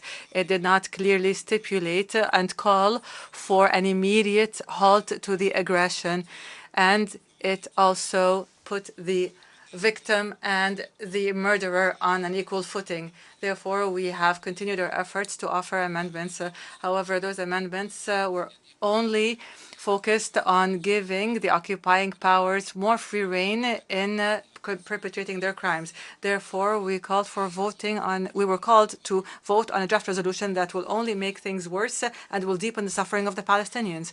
And after the therefore, we decided to abstain from voting on the resolution And this is to uphold Tunisia's principled position, which refuses that the aggressor and the aggressed be treated equally, and which stresses that there must be a clear condemnation of the aggression of the occupation against the Palestinian people. These are principled positions in our policy, and we do not allow for them to be dismissed in a resolution being issued in such difficult circumstances. We will continue our firm and principled support for the Palestinian people and their legitimate rights and for the establishment of the Palestinian state on their territories.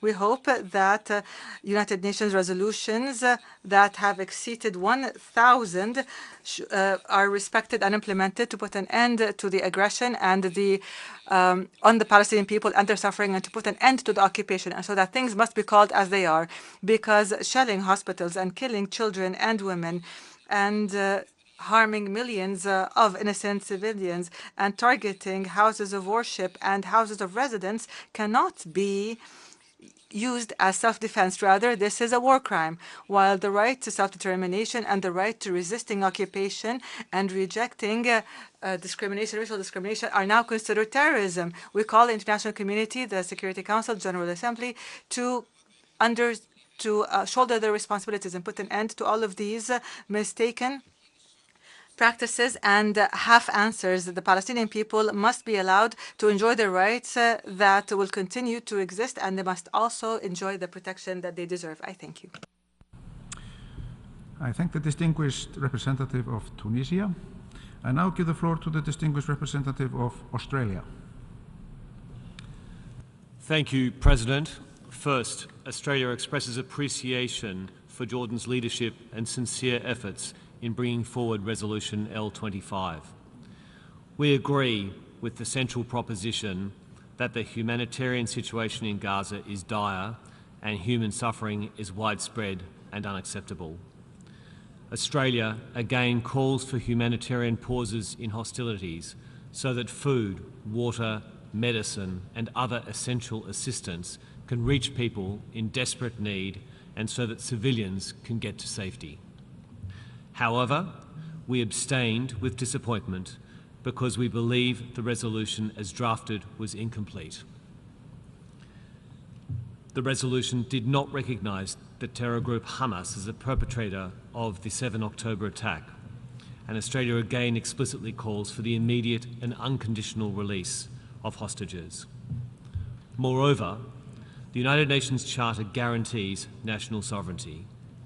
We believe the General Assembly can affirm Israel's right to exist without denying long-standing and legitimate aspirations of the Palestinian people, including to statehood, aspirations which Australia supports. We can affirm Israel's right to defend itself while also saying the way it does so matters. It matters for innocent civilians who should not pay for horrors perpetrated by Hamas. And it matters for Israel's ongoing security, which would face grave threats if conflict were to spill over across the region. Aspirations for peace and security for Israelis and Palestinians will recede even further if today's generations are motivated by grief and resentment resulting from this crisis. This Assembly of Nations has no less a duty than to seek to solve the insoluble and transform despair into hope. And despite disagreement on this resolution, efforts behind the scenes make clear that most member states are acting in good faith and want to chart a path out of this crisis towards a political process. That political process must end in a just and enduring peace in the form of a two-state solution where Israelis and Palestinians can live securely and prosperously within internationally recognised borders. That two-state solution must be the new reality that overcomes entrenched ideologies. President, achieving that reality calls for us to see each other's humanity. It requires all states and all sides to respect the right of others to exist. And it will require leadership, understanding and courage. Thank you. I thank the distinguished representative of Australia. I now give the floor to the distinguished representative of Sri Lanka. Mr. President, thank you for giving me the floor. My delegation, Mr. President, voted in favor of the resolution L25 submitted by Jordan on behalf of the Arab group. Mr. President, the paramount need of the hour is the cessation of hostilities, the release of hostages, and enable the provision of humanitarian aid to those in dire need. The essence of the resolution presented by Jordan captures these needs adequately. It also captures the need to respect international humanitarian law and international human rights law. Furthermore, the resolution reaffirms that a just and lasting solution to the Israeli-Palestinian conflict can only be achieved by peaceful means based on the relevant United Nations resolutions in accordance with international law and founded upon the two-state solution. This is a position that Sri Lanka has consistently maintained. Mr. President, Sri Lanka condemns terrorism in all its forms and manifestations.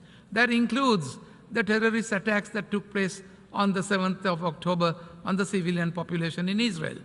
The Jordanian resolution, however, takes cognizance of the 7th of October attack and the increase in violence since then, and condemns all acts of violence against Palestinian and Israeli civilians, including all acts of terror and indiscriminate attacks, as well as all the acts of provocation, incitement, and destruction. Accordingly, my delegation desisted from supporting the resolution L26, the amendment submitted by Canada, on the basis that the pith and substance of the Canadian amendment had been substantially captured in the text of the Jordanian resolution in the preamble paragraphs, and particularly operative paragraph 7, which calls for the immediate and unconditional release of all civilians who have been illegally held captive and demands their safety, well-being, and humane treatment in compliance with international law. Thank you, Mr. President. I thank the distinguished representative of Sri Lanka. I now give the floor to the distinguished representative of the Russian Federation. Mr. President, distinguished colleagues, I wish to begin by congratulating all those members of the United Nations with the adoption of such an important and extremely necessary in these current escalating conditions resolution. This is not the victory of a national position. This is a position of common sense and justice and humanism. This is a clear reflection of the enormous concerns about the peaceful citizens of Israel and Gaza. That's something that joins us all together. This resolution is less than what we could and must do for them. Unfortunately, due to the position of Western delegations, the UN Security Council was unable to take any decision. In the General Assembly, the voice of all common sense members of the international community and Arab states was victorious, prevailed. Now, both states must listen.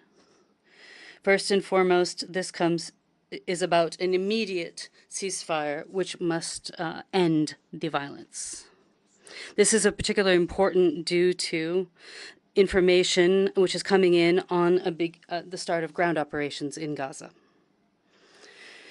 It is unfortunate to note that our Western partners continue to remain silent on this issue and try to only see one side of this issue. Moreover, this approach is now being forced upon all member states.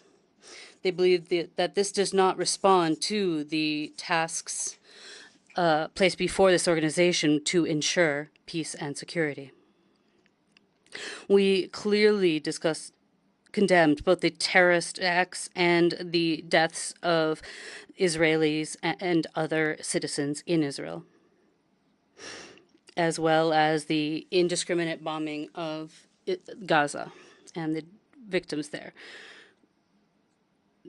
The draft resolution submitted to the General Assembly by our Jordani friends was the last opportunity And the Canadian amendment made it clearly biased. It painted one side with black and the other white. The outcome of the votes showed once again that the responsibility of the international community is against the backdrop of the tragedy taking place in Gaza and the Middle East. It is time not to put forward any types of hypocritical interests. It's necessary to send a single signal, unified signal, to end violence and move and to come back to peaceful negotiations at an appropriate UN forum, an UN-approved platform based on international legal basis. The outcome must be the creation of a sovereign Palestinian state within the 1967 borders, with its capital in East Jerusalem, living side by side in peace and security with Israel. This more than anything else will ensure safety amongst Middle East states, including Israel, and it will ensure peace in the region.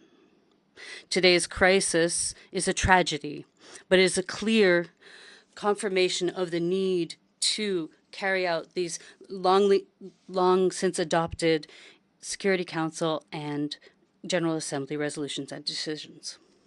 Thank you. I thank the distinguished representative of the Russian Federation. I now give the floor to the distinguished representative of Argentina. Muchas gracias. Thank you very much, Mr. President. Argentina voted in favor of the resolution. My country believes it's a priority to prevent the worsening of the clashes in Israel and Palestine and its potential expansion throughout the region. At the same time, Argentina condemns terrorism in all of its forms and manifestations and considers that terrorist acts are unacceptable, have no justification, and must be deplored by the international community as a whole.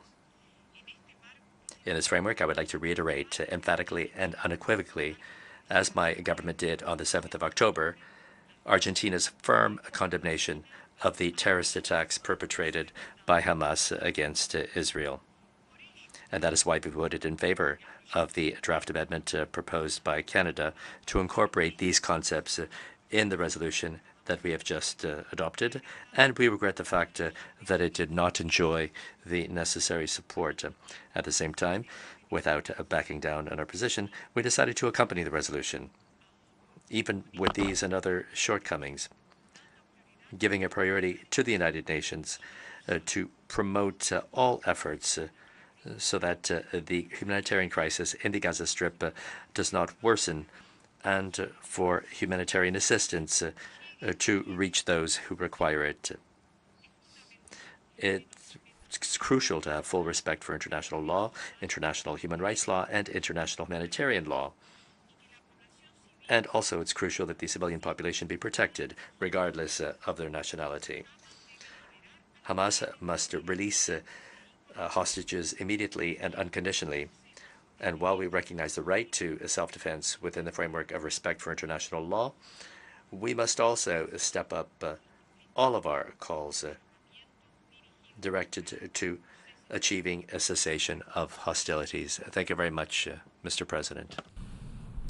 I thank the distinguished representative of Argentina. I now give the floor to the distinguished representative of Iraq.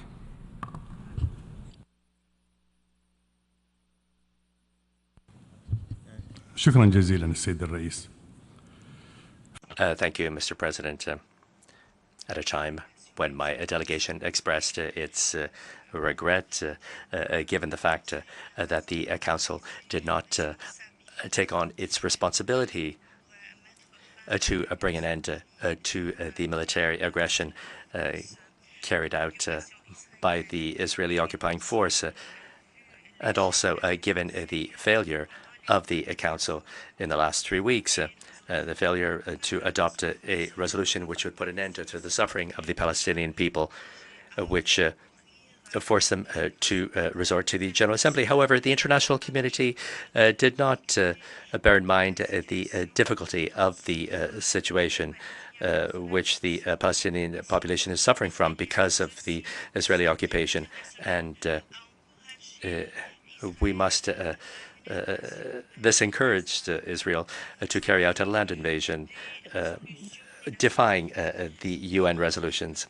Now, given the fact that my country is a member of 2 Arab groups and the Islamic group, we joined the consensus for this resolution. And despite the fact that there are many things that we do not agree with, that we expressed this opinion in the Council and in the Assembly, our position to support the Palestinian people as to their right to create their own state with East Jerusalem as its capital. And we would like to modify our vote concerning the draft resolution L25. Our vote in favor of the resolution, our vote in favor of the resolution, because there was a technical problem at the time of the vote.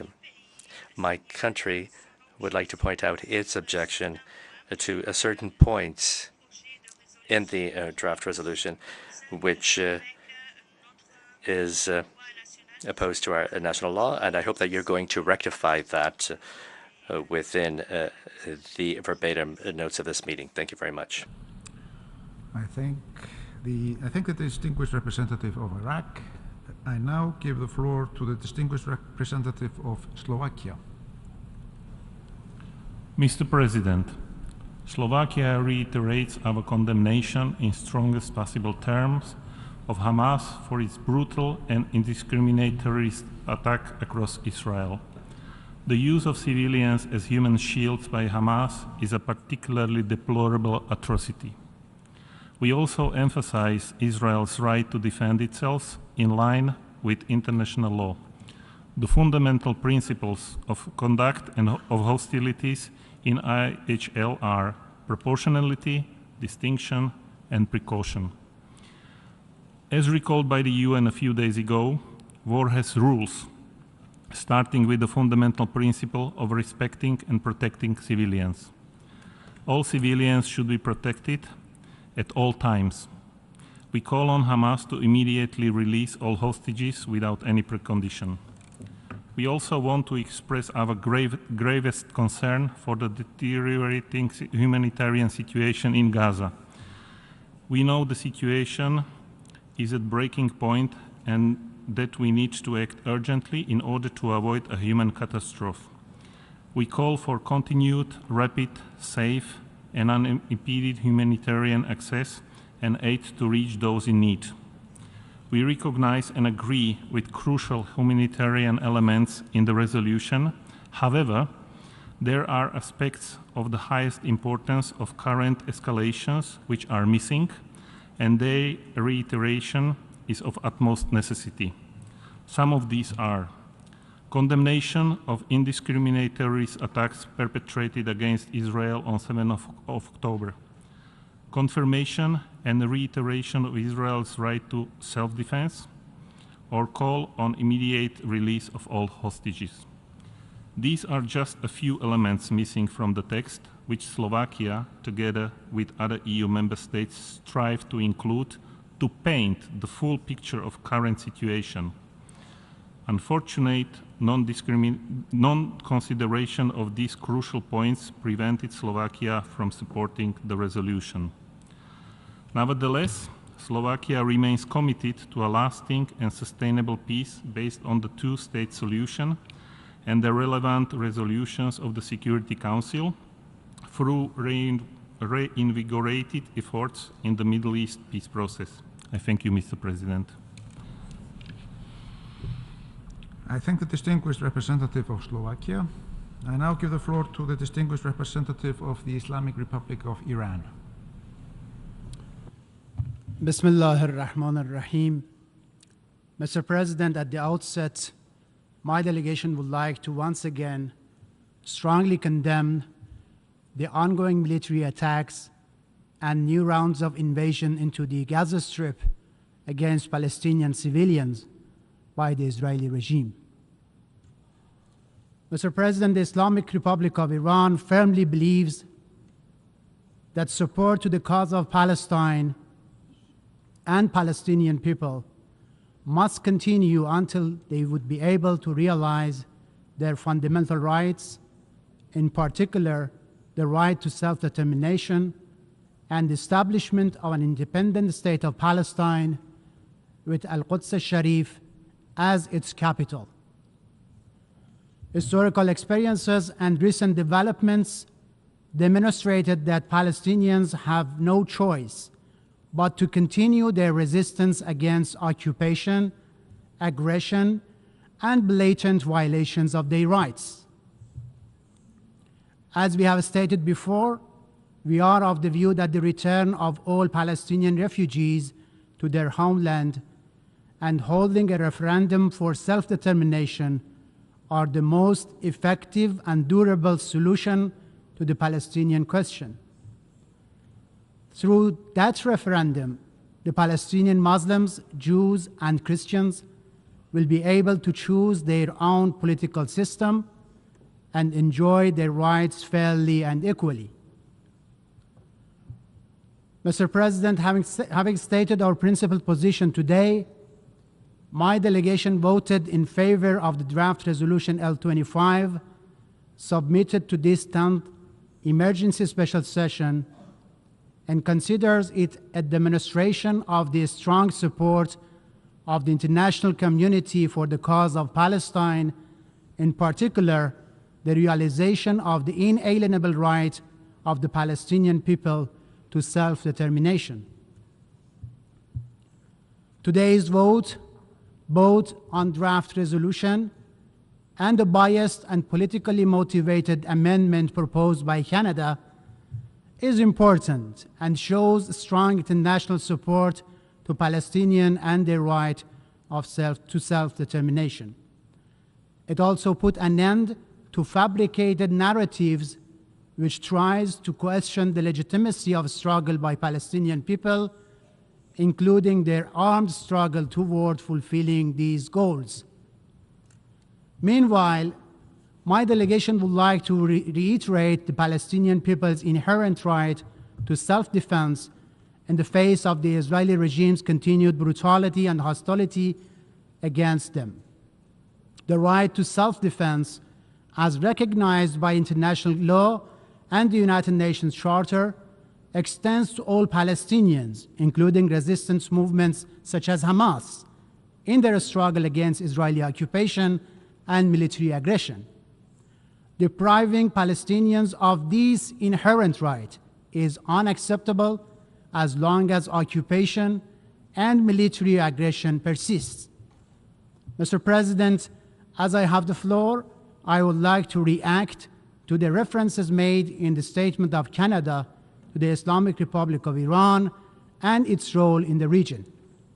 Regrettably, the representative of Canada tried to whitewash Israeli aggression by shamelessly pointing fingers at Iran. Indeed, Canada persists to stay in the wrong side of history by taking sides with the darkness and by viciously supporting the military occupying regime of Israel that is brutally massacring innocent people right now. The level of hypocrisy and double standard is disgusting. Canada and the United States are complicit in the crimes of Israel, and they must be held to account before history. The actions taken by the certain Western countries, including provision of direct financial, intelligence, and military support to the Israeli regime, are clear violation of the United Nations Charter and international legal obligations of the United States, and as a result, hold it internationally responsible for criminal acts by the Israeli regime. Just to remind for record that the war crimes perpetrated by Canadian soldiers against Muslim people, especially in Afghanistan, without taking care of hierarchy, they will be taken responsible sooner or later. Mr. President, the Islamic Republic of Iran, while fully adhering to its international legal obligations, firmly supports and will continue to support the legitimate struggle of the Palestinian nation for the full realization of its inalienable right to self-determination. I thank you, Mr. President. I thank the distinguished representative of the Islamic Republic of Iran. I now give the floor to the distinguished representative of New Zealand. Today's outcome is an important example of the UN General Assembly discharging our collective responsibility to respond to questions of international peace and security. We voted in support of the resolution after careful consideration. However, we are deeply disappointed that the resolution failed to identify Hamas as a terrorist entity and condemn its barbaric terror attacks on Israel on 7th of October. As I said this morning, we're appalled by their brutality, their targeting of civilians, and the taking of hostages. These are clear violations of international law.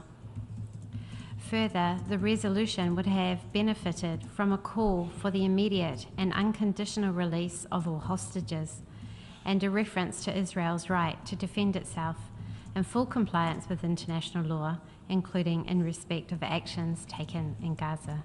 Thank you. I thank the distinguished representative of New Zealand. I now give the floor to the distinguished representative of Kenya.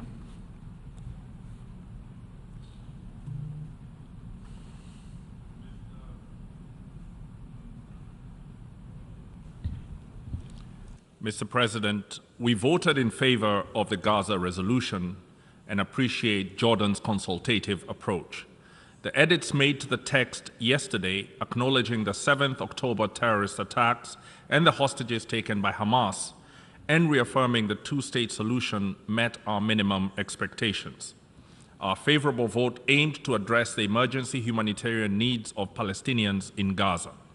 However, the resolution did not go far enough in being clear about the terrorist attacks by Hamas that have launched us on this disastrous course. For that reason, we co-sponsored and voted in favor of the Canada Amendment for its explicit condemnation of Hamas terrorism and hostage-taking. With the world watching, once again, the General Assembly has taken action while the Security Council struggles to address threats to international peace and security.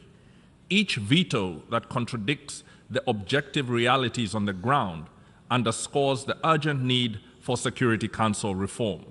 Without significant reform, the credibility and legitimacy of the Council, as viewed by the global populace, will continue to diminish. Mr. President, at the start of this debate, we listened closely to the representatives of Israel and Palestine. We were dismayed by their lack of empathy for each other's innocent civilian casualties. This entrenched partiality, this failure to recognize the shared humanity on both sides, is a fundamental obstacle to resolving this protracted conflict. On the 7th of October, Hamas terrorists infiltrated 22 Israeli locations using land, sea, and air routes, launching thousands of rockets at civilian areas. They killed over 1,400 people, injured almost 5,000, and took 200 hostages. Our deepest condolences go out to the affected families and communities in Israel. Almost every speech from this podium references international humanitarian law and the Geneva Convention.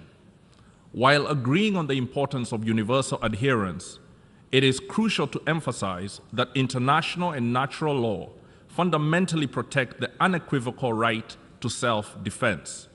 This is particularly pertinent in light of Hamas's actions on the 7th of October, which mirror its original 1988 Charter's objective of eradicating Israel and its Jewish population.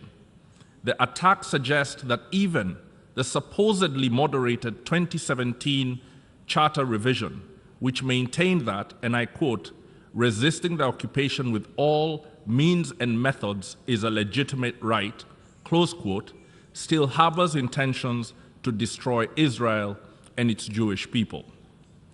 The hate-fueled 7th October attack is abominable, and its underlying genocidal intent is fundamentally inhumane. It is vital for factions in Palestine, the region, and the international community to unequivocally reject such heinous strategies. Today, Kenya condemns Hamas for their attack and demands the immediate release of all hostages and the cessation of its use of civilians as human shields. Mindful of multiple Security Council resolutions, Kenya calls on all member states to intensify their efforts to suppress the financing of groups that employ terrorism. Like Israel after the 7th of October, Kenya knows the bitter aftermath of terrorist attacks only too well. We have endured the psychological torture of hearing the perpetrators attempt to justify the unjustifiable and to blame the victims who are our children, parents, and siblings. We have experienced the searing anger and yearning for justice against those who intentionally harm our loved ones. We reject terrorism as a legitimate form of political resistance. We recognize the need to name and shame those who use terror to promote any cause. Mr. President, this many decades later, we are still recovering from the wounds of colonial rule and the deep scars of the slave trade. We will never forget the decades we willingly endured immense suffering, including massacres and even concentration camps, in our unyielding pursuit of independence and sovereignty. We can therefore relate to the raw feelings of anger and pain being felt by the people of Palestine for the lack of progress in negotiations to achieve the two-state solution. We also pay heed to the immense suffering of innocent Palestinian civilians. The lives of Palestinian people are as precious as those of all other peoples. Thousands of Palestinian civilians, including hundreds of children, have been killed by Israel's air barrage against Hamas. Critical civilian infrastructure is being destroyed. UN agencies on the ground are warning of a calamitous humanitarian situation in Gaza. We offer our deepest condolences to the affected families and all of Gaza and the West Bank. We also extend our condolences to the families and colleagues of humanitarian workers who have lost their lives in the line of duty, including the 38 UN staff members who have perished recently in Gaza. Kenya thanks the United Nations, the Secretary General in particular, Egypt, Jordan, and other parties for the opening of the Rafah border crossing, but it is inadequate. It is imperative that Israel and neighboring states unite to guarantee unhindered humanitarian aid and delivery of vital services at the scale needed. We call for Israel's military to take every precaution to protect civilians and critical civilian infrastructure from its military strikes. We strongly condemn Hamas's tactic of hiding weapons in civilian areas. Using human shields is abhorrent and illegal. These actions violate the fundamental values and laws upheld by the UN, highlighting the urgent need for a global resolution to the Palestinian question. Mr. President, history teaches us that the response of states to terrorism, particularly when they make use of illegal means, can unintentionally lead us to an era of escalated radicalization and violence. Much has been said about the 7th October attacks being Israel's 9/11. All of us can empathize with the desire for vengeance after the cruelties of terrorism have been visited on the innocent. Yet we must be wise enough to remember the terribly costly lessons learned from the worldwide responses to the Al-Qaeda attacks here in New York 2 decades ago. We therefore strongly urge Israel to adhere to international humanitarian law and the laws of war today so that it can maintain the legitimate opportunity to negotiate peace tomorrow. The desire of the Palestinian people for their own land can never be extinguished. However, as long as Palestinians grow up in rage because their lives, dignity, and talents are distorted by a punishing occupation, their just cause will struggle to be led by a legitimate resistance that rejects terrorism. The attacks of 7th October and the aftermath in Gaza signal a pivotal moment. The status quo is no more. Two paths lie ahead: an escalating conflict with global repercussions, or a renewed international commitment to a two-state solution and peaceful coexistence based on a credible, nonpartisan, and impartial process. This is the moment for courageous, inspired leadership that can keep its eye on the prospect for peace. Such leadership must desist from using the grave situation in Gaza to advance short-term geostrategic advantage or mobilize domestic constituencies, for to do so constitutes a betrayal to the Palestinian cause and an insult to Israeli and Palestinian lives lost.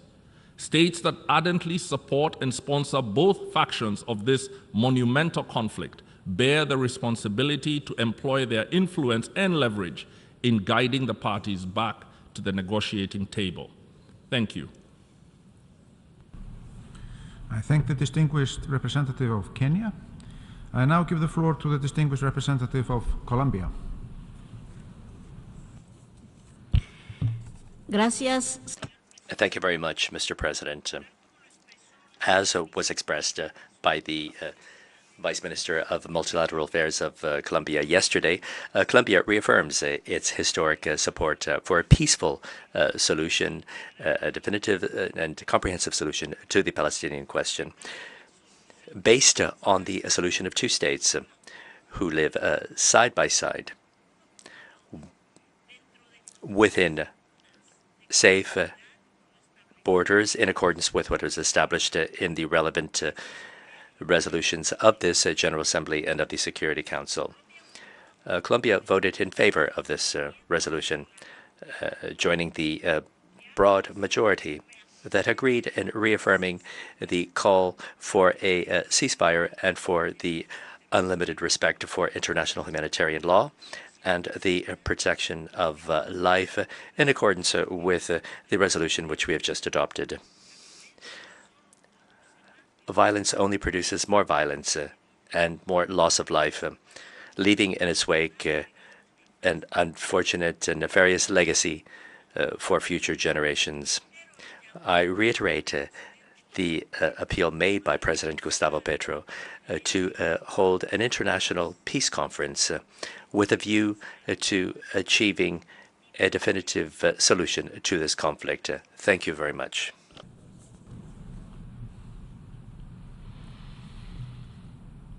I thank the distinguished representative of Colombia.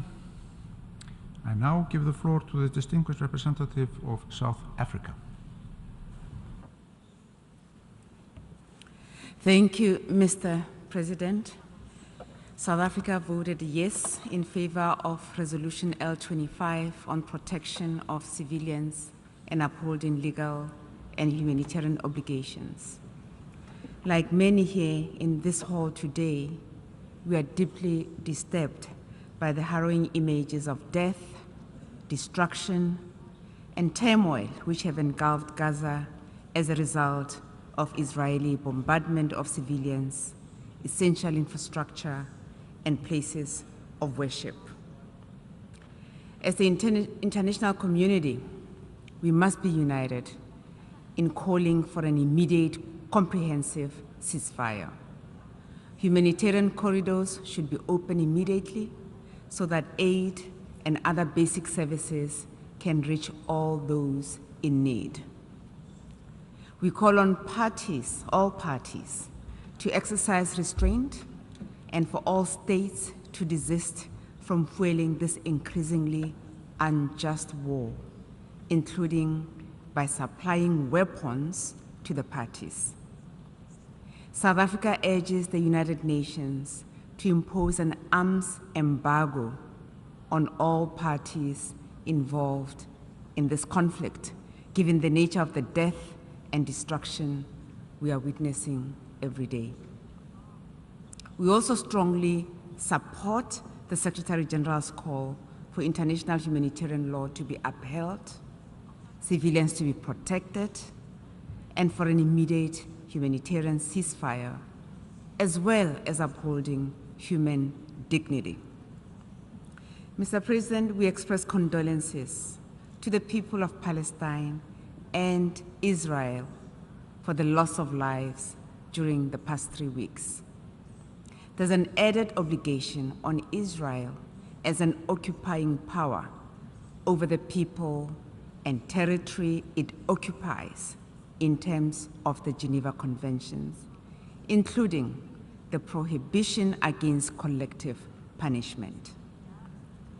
This is the international system based on respect for the rule of international law and international humanitarian law that many in this assembly have been arguing for. The targeting of civilians in armed conflicts, including the use of starvation, destruction of civilian infrastructure, and all other atrocities perpetuated by the occupying power, including calling for the wiping out of a group of people, clearly constitute war crimes, crimes against humanity, and genocide. These are clear violations of international human rights, international humanitarian law, and the Geneva Conventions and their protocols. These violations must be investigated by the relevant international courts at our disposal. Mr. President, we cannot ignore the fact that continued occupation of Palestine by Israel breeds hatred, suffering, and pain. We must not proclaim the importance of international law and the importance of the UN Charter in some situations and not in others, as if the rule of law only applies to a select few. For international law to be credible, it should be uniformly applied and not selective. It is therefore unfortunate that the conflict has again showed the inadequacy of our institutions, in particular the UN Security Council, which has a mandate derived from the UN Charter for the maintenance of international peace and security. A body of such stature is found desperately wanting, as it cannot even call for a humanitarian ceasefire to allow for much-needed humanitarian supplies to go to those that need it most. We are deeply concerned by the events in the Security Council in recent days, which have demonstrated the aggravated politicization of a dire humanitarian situation during a time of need and desperation. This should be another wake-up call to all of us to work urgently for the reform of this body. South Africa wishes to join others who have affirmed that the ultimate solution to the Israeli-Palestinian conflict is the establishment of two states, Palestine and Israel, living side by side in peace. The Palestinian state should be created along the 1967 borders, with East Jerusalem as its capital. We have the responsibility as the international community to make every effort towards creating opportunities for comprehensive dialogue led and owned by Palestinians and Israelis themselves. Peace between Palestine and Israel cannot be delayed any longer. We would like to conclude by correcting an incorrect interpretation of the laws of war in situations of occupation. Occupation law is part of the laws of armed conflict. A state cannot simultaneously exercise control over territory it occupies and militarily attack that territory on the claim that it is foreign and poses an exogenous national security threat. The occupying power can use tools applicable to the rule of law, including policing powers to deal with criminal actions.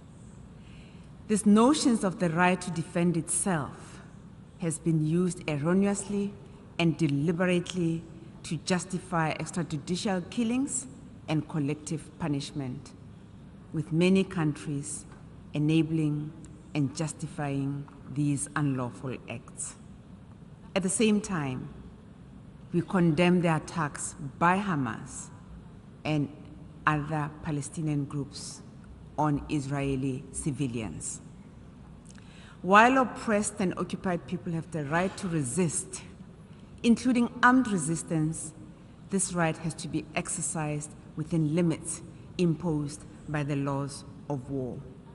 The actions of Hamas since 7 October this year included war crimes and must be investigated, just as the heinous war crimes, crimes against humanity and genocide perpetrated by the Israeli forces must be investigated. In all these cases, the most responsible must be held accountable, and we call on the International Criminal Court to immediately indicate its plans to investigate these latest breaches of international crimes in Israel and the occupied Palestinian territories. Mr. President, while we are referencing the relevant laws of war provisions, we believe that war is a scourge. As the organization created to save succeeding generations from this scourge of war, we should change the global culture of violence to a culture where peace is valued, where peaceful societies are nurtured, and peace builders are venerated, instead of warmongers and their related institutions and actors. I thank you. I thank the distinguished representative of South Africa. I now give the floor to the distinguished representative of Italy. Mr. President, let me first thank the PGA Francis for chairing this emergency special session. I would like to begin by joining colleagues who have thanked the United Nations for their tireless work to de-escalate the conflict and help the affected populations on the ground. It is extremely important that in the face of the stalemate in the Security Council, the main body of the United Nations could serve as a multilateral forum of discussion on the most pressing issue of today, namely the conflict that has been inflaming Middle East since the horrific terrorist attacks against Israel that were launched by Hamas on October the 7th. Italy is and will be firmly standing in solidarity with Israel. For us, Israeli security is in no way negotiable. This is what Italian government at the highest level, from our Prime Minister to our Foreign Minister, has been stating all along. But we also said that we should avoid to fall into the trap of those terrorists, those responsible for the attacks on October the 7th, that would like to turn the Middle East into an area of clash of civilizations, religions and cultures. We will not allow that. While stating our full solidarity with Israel, we will continue to be engaged as Italy in our active, intense diplomacy aimed at building bridges with the moderate Arab states, with our friends and partners, including the PA, in the attempt to build a peaceful environment in the region based on mutual respect and mutual recognition. Italy abstained in the draft resolution that was adopted today. By recognizing the efforts on the part of our Arab partners who put the resolutions forward, the improvements that they have accepted to include in the text have been unfortunately not enough for us to support the draft. Three important elements were missing.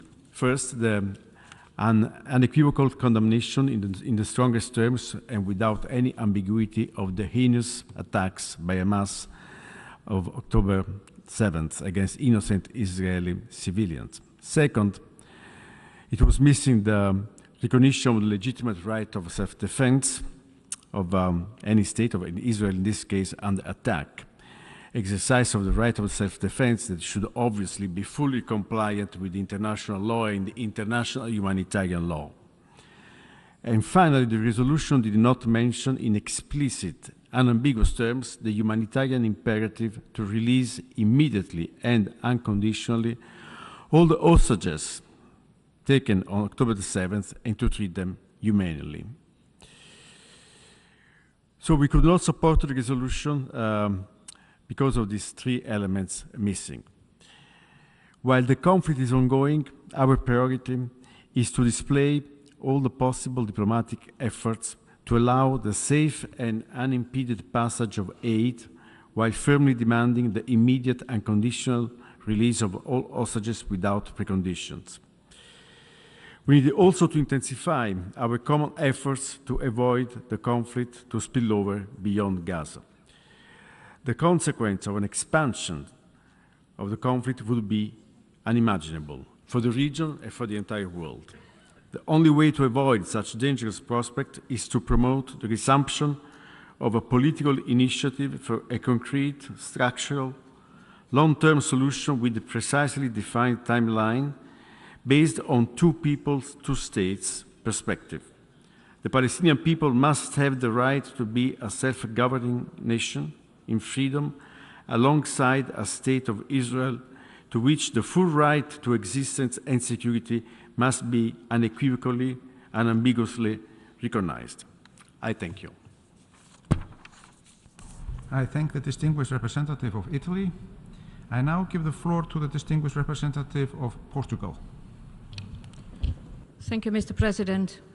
As the situation is raging and risks spiraling throughout the region, we are deeply disappointed that the use of veto has so far hindered the Security Council from addressing the situation in Israel and Gaza, and we welcome the General Assembly resolutions adopted today. Once again, Portugal would like to reiterate its unequivocal condemnation of the terrorist attacks by Hamas, reaffirm its solidarity with Israel, and the recognition of Israel's right of self-defense. Terrorism in all its forms should be condemned, and hostages must be released immediately and without preconditions. No matter the savagery of the worst terrorist attacks on its history, Israel's action must respect international humanitarian law. No party to an armed conflict is above international humanitarian law. Tragically, civilian population, hospitals, UN facilities, including schools and other critical and civilian infrastructures, are not being protected. The death toll on both sides is staggering. We cannot remain indifferent to the suffering of innocent victims, Israelis, Palestinians, and other nationalities, including UN workers. At this moment, our collective priority should be the protection of civilians and addressing the tragic humanitarian situation on the ground. Portugal fully supports the Secretary-General call for a humanitarian ceasefire and commend his tireless advocacy for humanitarian corridors so that aid can reach the population of Gaza. We commend the UN work on the ground and pay our respect to those who died in the service of UNRWA. Mr. President, we also consider it is crucial to avoid the spread of the conflict to the West Bank and beyond by accident or calculated action. We welcome and encourage the continuation of regional and international efforts, both in multilateral and bilateral spheres, to prevent a spillover. And we must return to the diplomatic track. To break the cycle of violence and extremism, we must transform this moment in crisis into a moment of peace in the future, both for Israelis and Palestinians, and do our utmost to preventing that anger and confrontation prevails. It is our collective responsibility to address the structural drivers of this conflict. This will require a renewed involvement of all relevant actors and a determined effort to implement the Security Council resolutions on the matter and set a clear and solid path to a Palestinian state fulfilling the two-state solutions. Mr. President, despite the efforts made by the co-sponsors, which we recognize, the General Assembly resolution adopted fails to condemn the appalling terrorist attack of October 7 by Hamas and the taking of hostages. We deeply regret this. Acts of terrorism are criminal and unjustifiable regardless of their motivations, whenever and by whomever they are committed. Hostage-taking constitutes a serious violation of the Geneva Convention and a war crime under international law, criminal law. This is the reason why we voted in favor of the Canadian amendment and regret that it was not approved. Mr. President, in the aftermath of Hamas' horrific attack, we shared the grief of Israeli families and we declared our solidarity with Israeli people. The same humanity and belief in the inherent value of every human life takes us also to support the Palestinian people, acknowledging their suffering and the catastrophic reality in Gaza. This human tragedy unfolding before our eyes must be stopped now. No matter what, a humanitarian truce must be established immediately, and all parts must comply by their obligations under international law, including international humanitarian law and human rights law.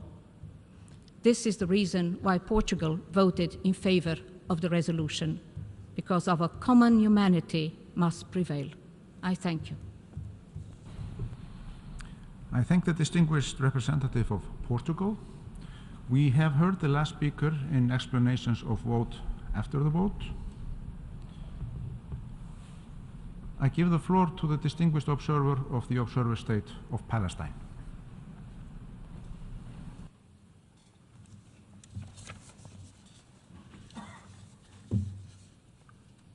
Mr. President, State of Palestine,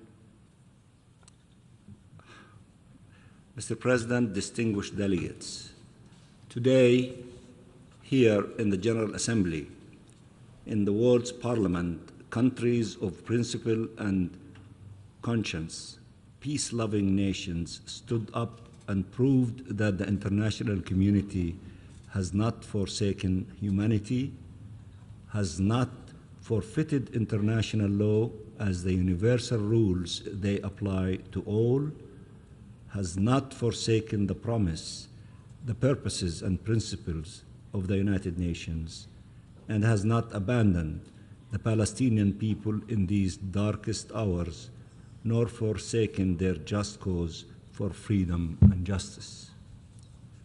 We are grateful to all the countries that voted in support of the draft resolution tabled by Jordan and co-sponsored by 46 countries, expressing by an overwhelming majority support for this unequivocal call for an immediate humanitarian truce, for a halt to all attacks on civilians, for the protection of civilians, for compliance with international law, including humanitarian and human rights law, including the release of all civilians held captive, and has called for immediate and unimpeded humanitarian assistance that is so desperately needed by our people in the Gaza Strip, where Israel not only continues its aggression, but is escalating its indiscriminate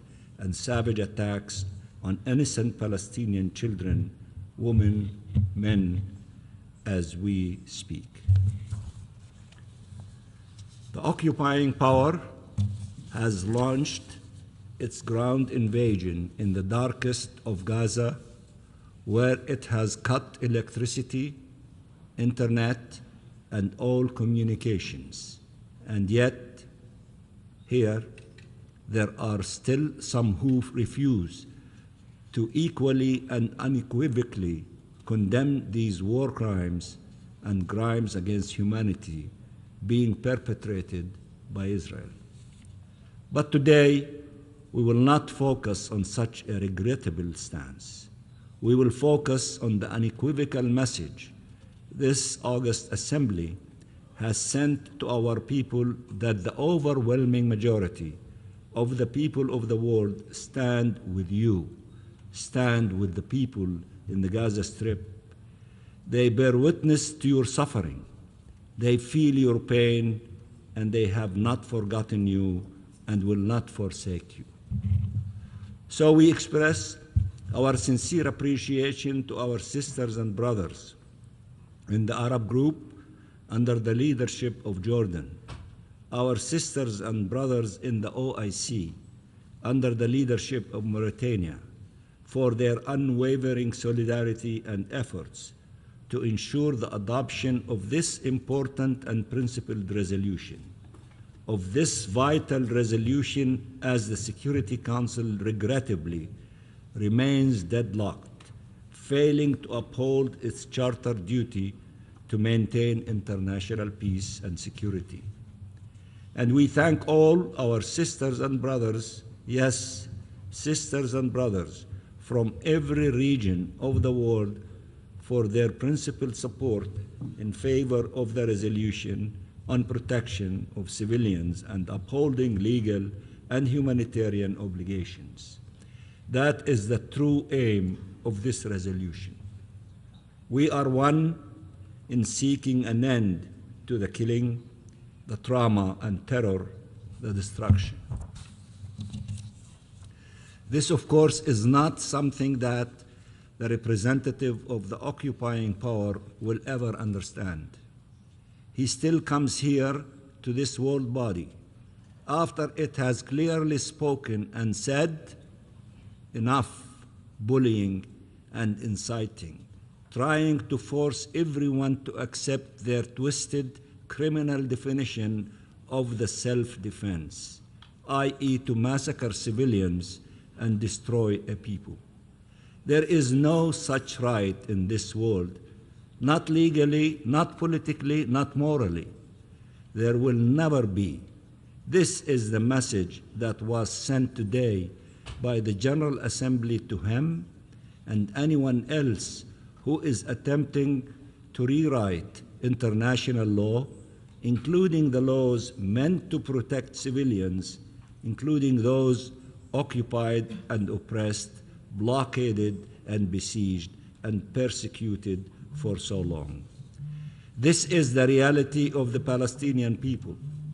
This is the reality that we appeal to you to not lose sight of and to act now to give meaning to the resolution adopted today with immediate practical efforts to secure a humanitarian truce that will lead to a cessation of hostilities and that will secure to our suffering people in Gaza the humanitarian aid they need.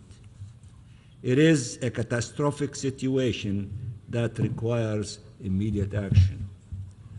Work now together to save civilian lives. It is deplorable, inhumane, unforgettable that over 7,000 Palestinians in Gaza have been killed by Israel, among them over than 3,500 children. This is a crime against humanity.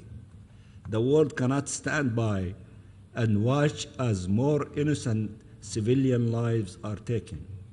In these grave hours, as Israel has launched today its ground invasion of Gaza, we cannot hesitate to act together, swiftly and responsibly, to bring an end to this criminal and barbaric Israeli aggression. Listen to the Secretary General. This is a moment of truth. Listen to the Commissioner General of UNRWA, who has lost over 50 staff members in this aggression. Gaza is becoming the graveyard of a population trapped between war, siege, and deprivation. That's what the Commissioner General of UNRWA stated. Do not let this happen. You have to stop it. We have to stop it, all of us. Listen to the cries of Palestinian mothers and fathers and children calling for an end to their oppression.